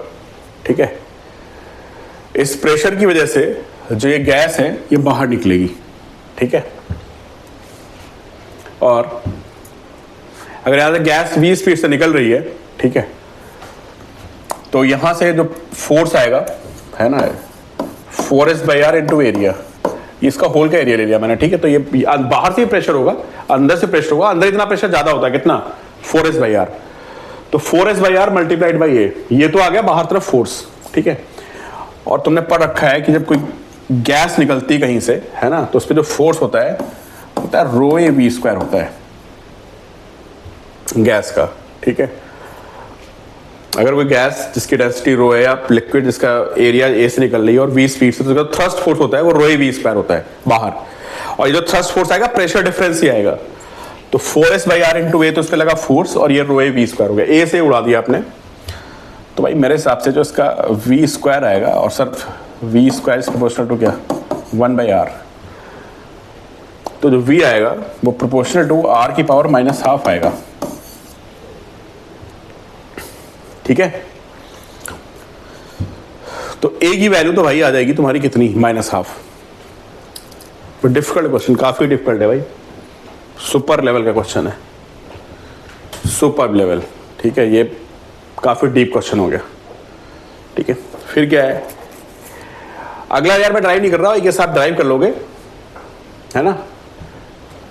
Alpha beta gamma delta 5 value से करवा दी इसने, बाप रे, ठीक है।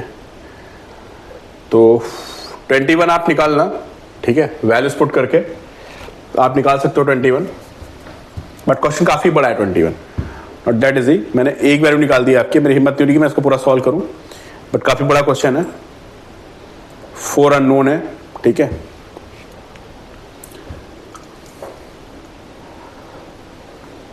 तो 21 में छोड़ रहा हूं, ठीक है, इसको आप सॉल्व करिएगा, देखिएगा क्या आंसर आ रहा है।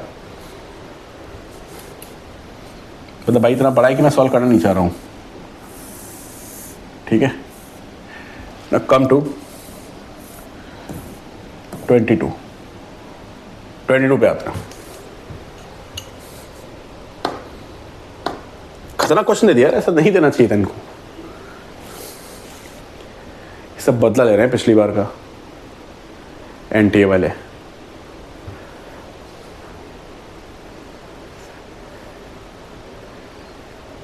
Microscope has an objective of focal length this, eyepiece of focal length 4 centimeter and the tube length of 40 centimeter. अच्छा भाई, ऑब्जेक्टिव की फोकल लेंथ दी है, आईपीस की दी हुई है, tube length is 40 centimetre, distinct of distance of distribution is managed in the microscope is. Tube length तो question थोड़ा खतरनाक हो गया, क्या है, माइक्रोस्कोप है ना, ठीक है।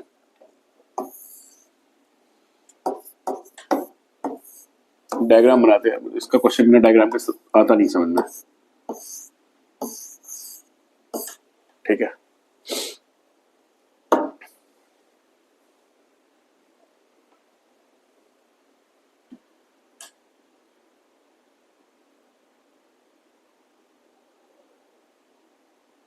तो इसका आंसर अप्रोक्स निकालते हैं, V not by U not, ठीक है। और एक फॉर्मूला बनता है 1 + d बाई FE, ठीक है। और एक फॉर्मूला बनता है V not by U not d by FE, ठीक है। अच्छा 2 सेंटीमीटर 4 सेंटीमीटर दिए,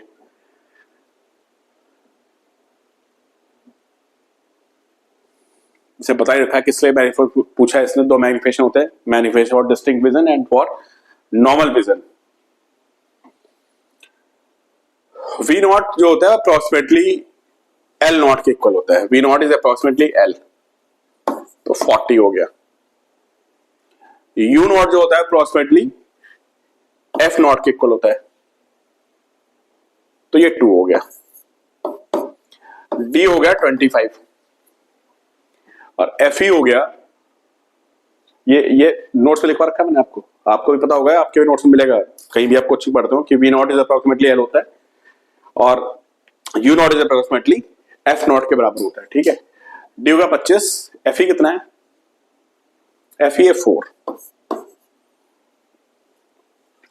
तो बैठेगा 20 इंटू 6.25,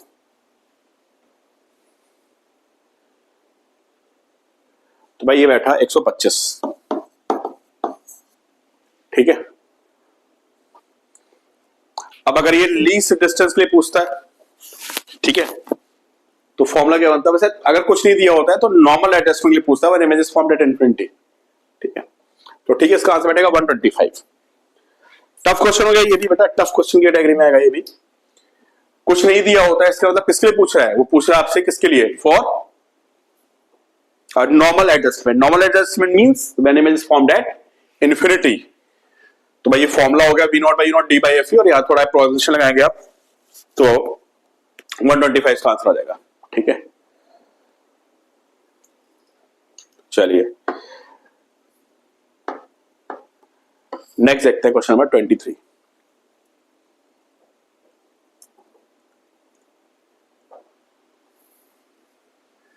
इजी लग रहा है। Two identical point masses P and Q suspended from two separate masses springs of spring constants हमें दिए हैं K1 K2, वर्टिकली ऑसिलेट कर रहे हैं, maximum speeds are the same. ठीक है, ठीक है, मैक्सिमम स्पीड सेम है। पहले का AQ और ओमेगा Q और AP और omega P, but V max का फॉर्मूला ओमेगा ही होता है ना, V मैक्स इज ओमेगा है। तो ये बनेगा हमारा formula AQ omega Q is AP omega P, और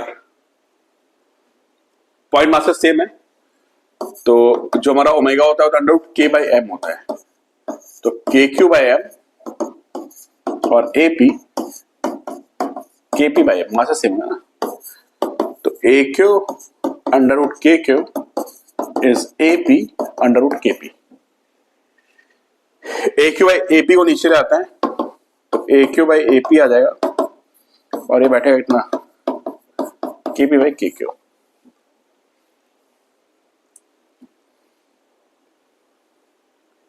KP कौन है?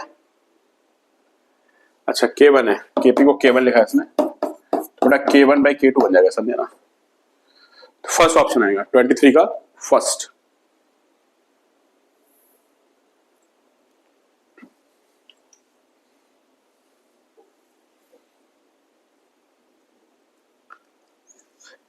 ट्वेंटी फोर देखते हैं, ये क्वेश्चन तो मॉडरेट की कैटेगरी में बैठेगा। Parallel plate capacitor made of circular plates, इस सर्कुलर प्लेट से is being charged such that the surface charge density on its plate is increasing। अच्छा भाई, यहाँ पे प्लस सिग्मा, यहाँ पे माइनस सिग्मा, दोनों बढ़ते जा रहे हैं, सरफेस चार्ज डेंसिटी बढ़ रही है कांस्टेंट रेट से।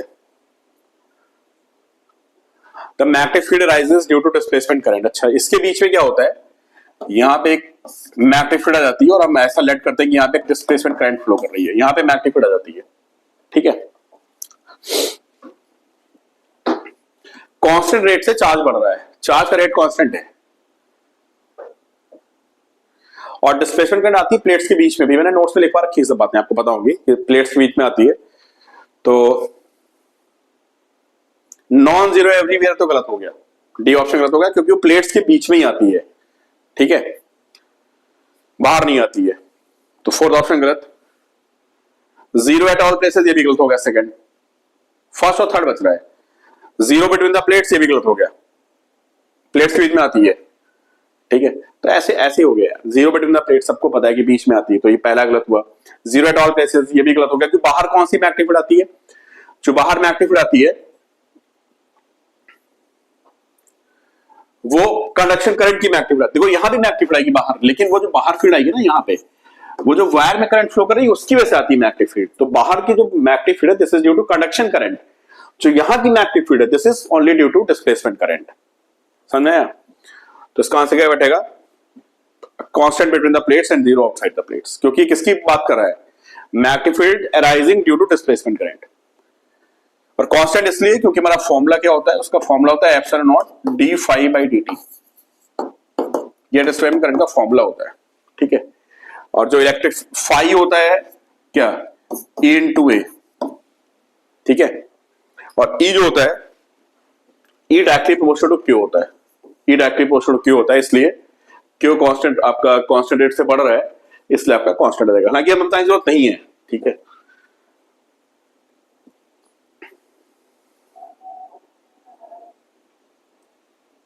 तो थर्ड ऑप्शन बैठेगा। फोर्थ एक बार देख लेते हैं, non zero maximum imagination surface connecting periphery of the surface.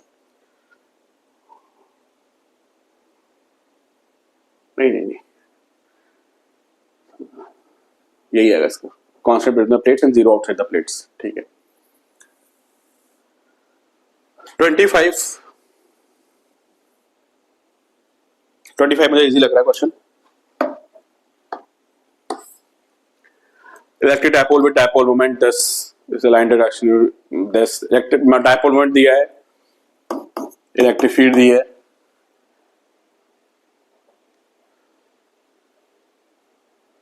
Direction of uniform electric field theta zero था। ठीक है, लिखो क्या लिखा हुआ है, aligned in the direction of uniform electric field, तो थीटा जीरो हो गया। रोटेट कर दिया हमने, बाद में थीटा 60 आ गया, ठीक है, फिर थीटा 60 आ गया। क्या पूछा है? Change in potential energy. तो फाइनल होगी minus P cos 60 minus initial कितनी होगी? Minus P cos 0। ये हो गया पी माइनस पी, ये माइनस माइनस प्लस हो गया ना, तो पी माइनस पी कॉस 60, तो पी माइनस पी बाई 2, ये आ गया पी बाई 2। पी दिया आपको 5 इंटू 10⁻6।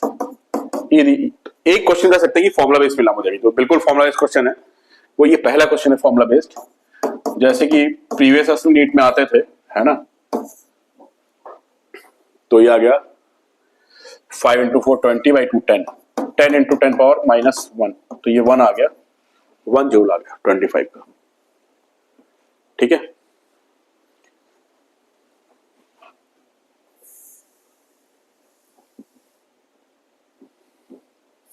कौन क्वेश्चन था ये हमारा? मेरा 25 था ना ये। अब हम आते हैं 26 पे,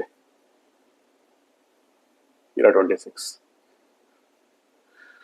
There are two inclined surface of equal length and same angle. दो inclined plane है जिनकी लेंथ सेम है एंड एंगल ऑफ रिवोल्यूशन 45 है with the horizontal, one of them is rough and other is फर्ट। एक रफ है एक smooth है।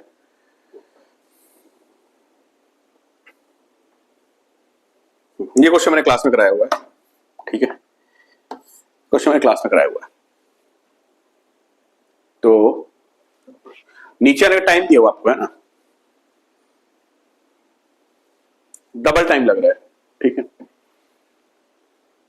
तो देखते हैं इंक्लाइंड पे अगर ये डिस्टेंस में s लिख लूं तो s इज हाफ, स्मूथ में आएगा g sine theta into T square, s is UT plus half T square, और इंक्लाइंड पे एक्सेशन g साइन थीटा होता है। स्मूथ पे आपने सेम डिस्टेंस ट्रेवल की है, बट जो स्मूथ पे आपका वो होता है sine theta minus mu cos theta. ये तुमको याद होना चाहिए यार, टाइम डबल लग रहा है 2t का स्क्वायर, ठीक है, ये एक्सेशन का फॉर्मूला होता है, ठीक है।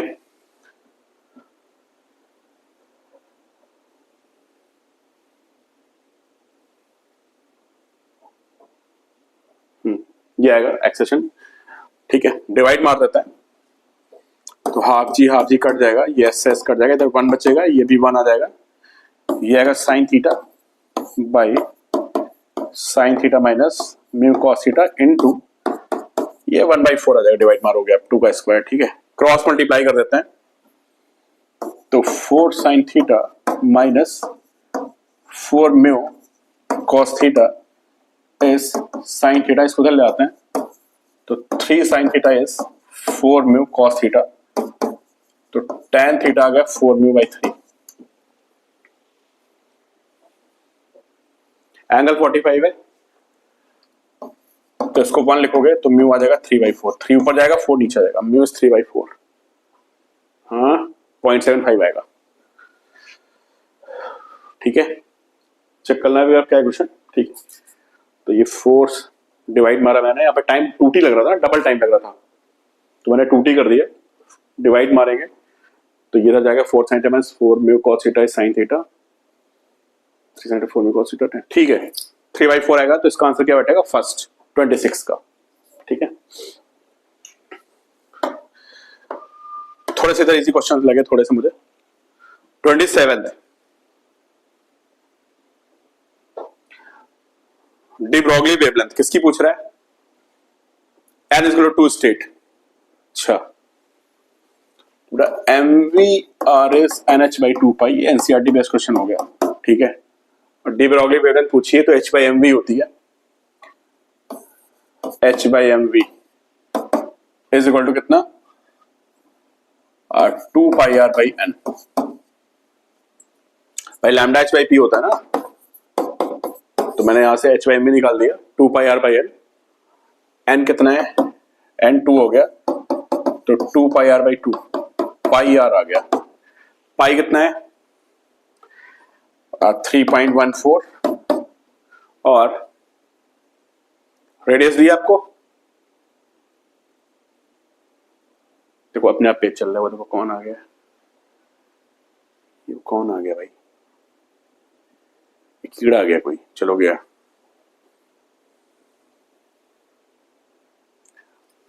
बोर रेडियस कितनी है? 0.052 नैनोमीटर, ठीक है। बोर रेडियस मतलब फर्स्ट ऑर्बिट रेडियस, क्लोज, ठीक है। बोर रेडियस आपको दी है 0.052 नैनोमीटर, और ये सेकेंड ऑर्बिट में आके 4 टाइम्स हो जाएगी इसका, क्योंकि रेडियस होती है प्रोपोर्शनल टू क्या? Radius proportional to n square, 4 times हो जाएगी। इसका मतलब 0.052 into 10⁻9 into 4, ठीक है। तो मल्टीप्लाई करते हैं, नैनोमीटर में आंसर आ रहा है तो नैनो को तो नैनो रहने देते हैं, इनको मल्टीप्लाई कर लेते हैं। कितना है भाई? 12.56 इंटू 0.052, तो इस यहां से एक डेसिमल इधर ले आते हैं 1.256, इधर लगता है 0.52, इसका हाफ कर दें, लगभग 1.256 का हाफ है ना, तो इसका हाफ कितना बैठेगा? अराउंड 0.65 बैठेगा ना। और 125 का आधा 62 होता है ना भाई, 125 का आधा 62 हो गया, तो 1.2 का आधा कितना हो गया? 0.62 हो गया राउंड, तो 0.67 आ जाएगा, है ना। तो ये बैठेगा 0.67 नैनोमीटर। यहाँ थोड़ी बदमाशी कर रखी लोगों ने, है ना, थोड़ा सा इन्होंने दो आंसर में थोड़ा एक 0 का कर रखा है, ठीक है। कैलकुलेशन चेक करना है एक बार फिर भी, ठीक है, पर मेरे हिसाब से बैठ रहा है 0.67 नैनोमीटर। चेक कर लेते हैं भाई, 3.14 into this is 12.56 0.052, 1 minute decimal यहाँ बढ़ा दिया 1.256, एक इधर बढ़ा दिया मैंने, ठीक है, तो 0.52 बन गया लगभग, इसको ये हाफ कर देगा 0.67, ठीक है। थर्ड ऑप्शन आ जाएगा 27 का, ठीक है।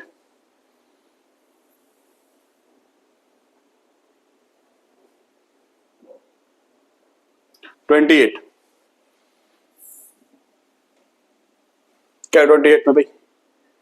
सन rotates around its centre once in 20, अच्छा सन मतलब 27 दिन में घूम रहा है अपनी सेंटर पे।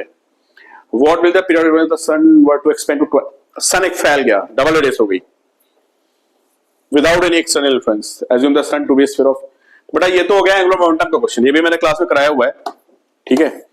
अर्थ के केस में कराया हुआ, सबने किया हुआ है, आई गेस ये एनसीईआरटी क्वेश्चन है कि जब कोई चीज श्रिंक करती है घूमते घूमते तो उसका एंगुलर मोमेंटम कंजर्व रहता है, तो I1 omega 1 is I2 omega 2, ठीक है। तो ओमेगा होता है 2 पाई बाई टी, तो I1 2 pi by T1 is I2 2 pi by T2। I होता है mr स्क्वायर, मास सेम रहेगा, जब वो एक्सपेंड किया कंप्रेस किया तो मास सेम रहा है, तो ये आएगा R1 स्क्वायर भाई mr स्क्वायर होता है ना, m सेम रहेगा, तो मैंने R1 स्क्वायर 2 पाई को R1 square by T1 is R2 square by T2 कर दिया, ठीक है।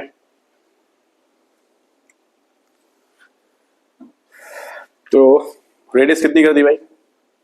ट्वाइस कर दी रेडियस, तो R1 square by T1 is ये 4R1 स्क्वायर बाई T2 हो जाएगा, तो T2 आ जाएगा कितना?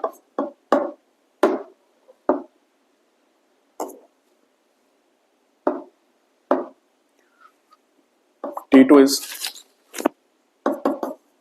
41, 4 गुना हो जाएगा भाई, 27 का 4 कितना होता है?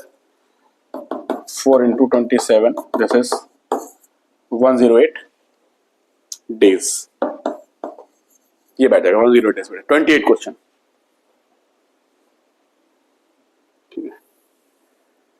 29 बहुत इजी है, क्लास में कराया हुआ सीधे, शायद मैंने डेटा भी चेंज नहीं किया इन लोगों ने, तो कुछ गनीमत रखी इन्होंने, ठीक है। ये मैंने क्लास में कराया सीधे, आप मेरी कॉपी में चेक करोगे आपको सीधे क्वेश्चन मिल जाएगा ये 29।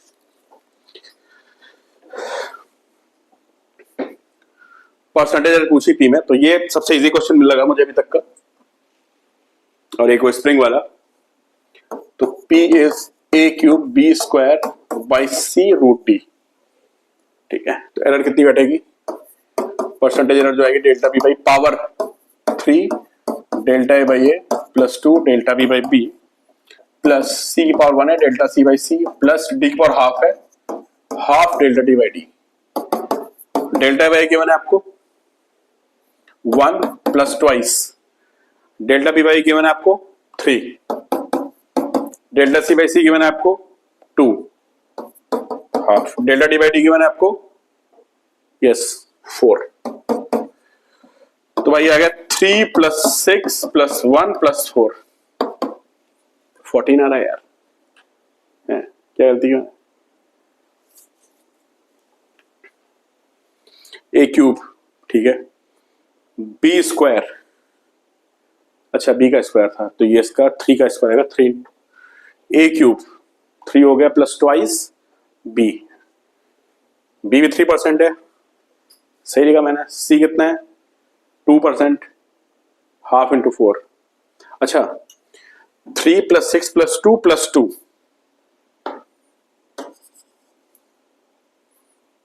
3 plus 3 sorry 3 plus 6 plus 1 plus 2, क्या कर रहा हूं यार मैं? ए क्यूब बी स्क्वायर, ए क्यूब 3 डेल्टा है भाई ये, ठीक है, 3 प्लस 2b, 2 इंटू बी में 3 है, सी में कितनी है? सी में 2 है, डेल्टा सी बाई सी, बड़ा उसका 2 लिख दिया मैंने। डी में कितनी? Half into 4, 2। ओहो, समझ सकता हूं मैं एग्जाम का प्रेशर क्या होता है। 3 6 9 और ये 2 11 2 13, ठीक है, ऐसे आप लोग भी गलती कर जाते हो और टीचर लोग चिल्लाते रहते हैं यार, एरर मत किया करो, एरर मत किया करो, बट चलो फिर भी मैंने चेक कर लिया है ना, 13%। और ये क्लास से कराया क्वेश्चन है, it should not take much time. ये आंसर भी याद था इसका वैसे, बट मैं निकाल नहीं पाया भी आंसर इसका एक बार में। 13% आ गया, ठीक है। अब हम आते हैं क्वेश्चन नंबर 30 पे।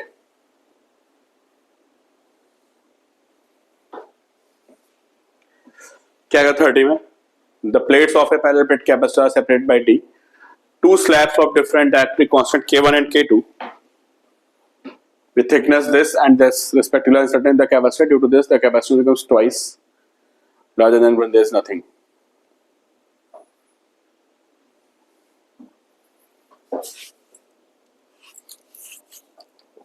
अच्छा, 2 स्लैब्स रख दी मैंने, ये भी देखो फॉर्मुला बेस्ड क्वेश्चन हो गया, निकल हुआ क्या रहा है वैसे।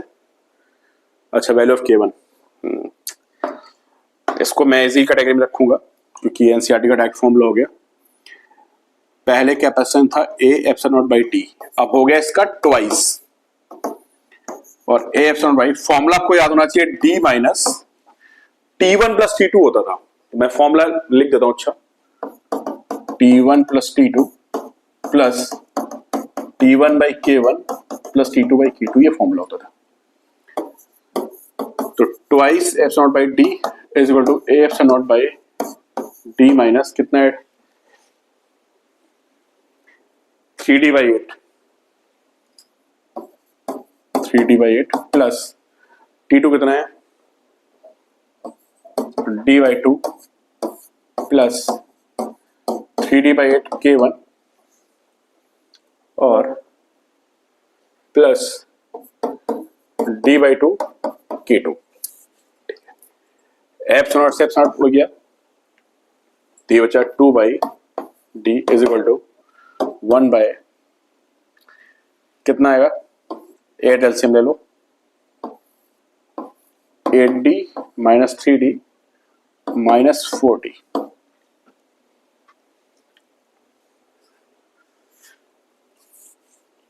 ठीक है, प्लस 3d बाई 8 K1 दिया मैं। अच्छा, K1 इज 1.25 K2, मतलब K1 निकालना है तो K2 की वैल्यू पुट कर देते हैं, K2 इज K1 बाई 1.25, तो K1 प्लस d बाई 2, और K2 कितना है K1 बाई 1.25, तो K1 यहाँ रहेगा, ऊपर चला जाएगा 1.25।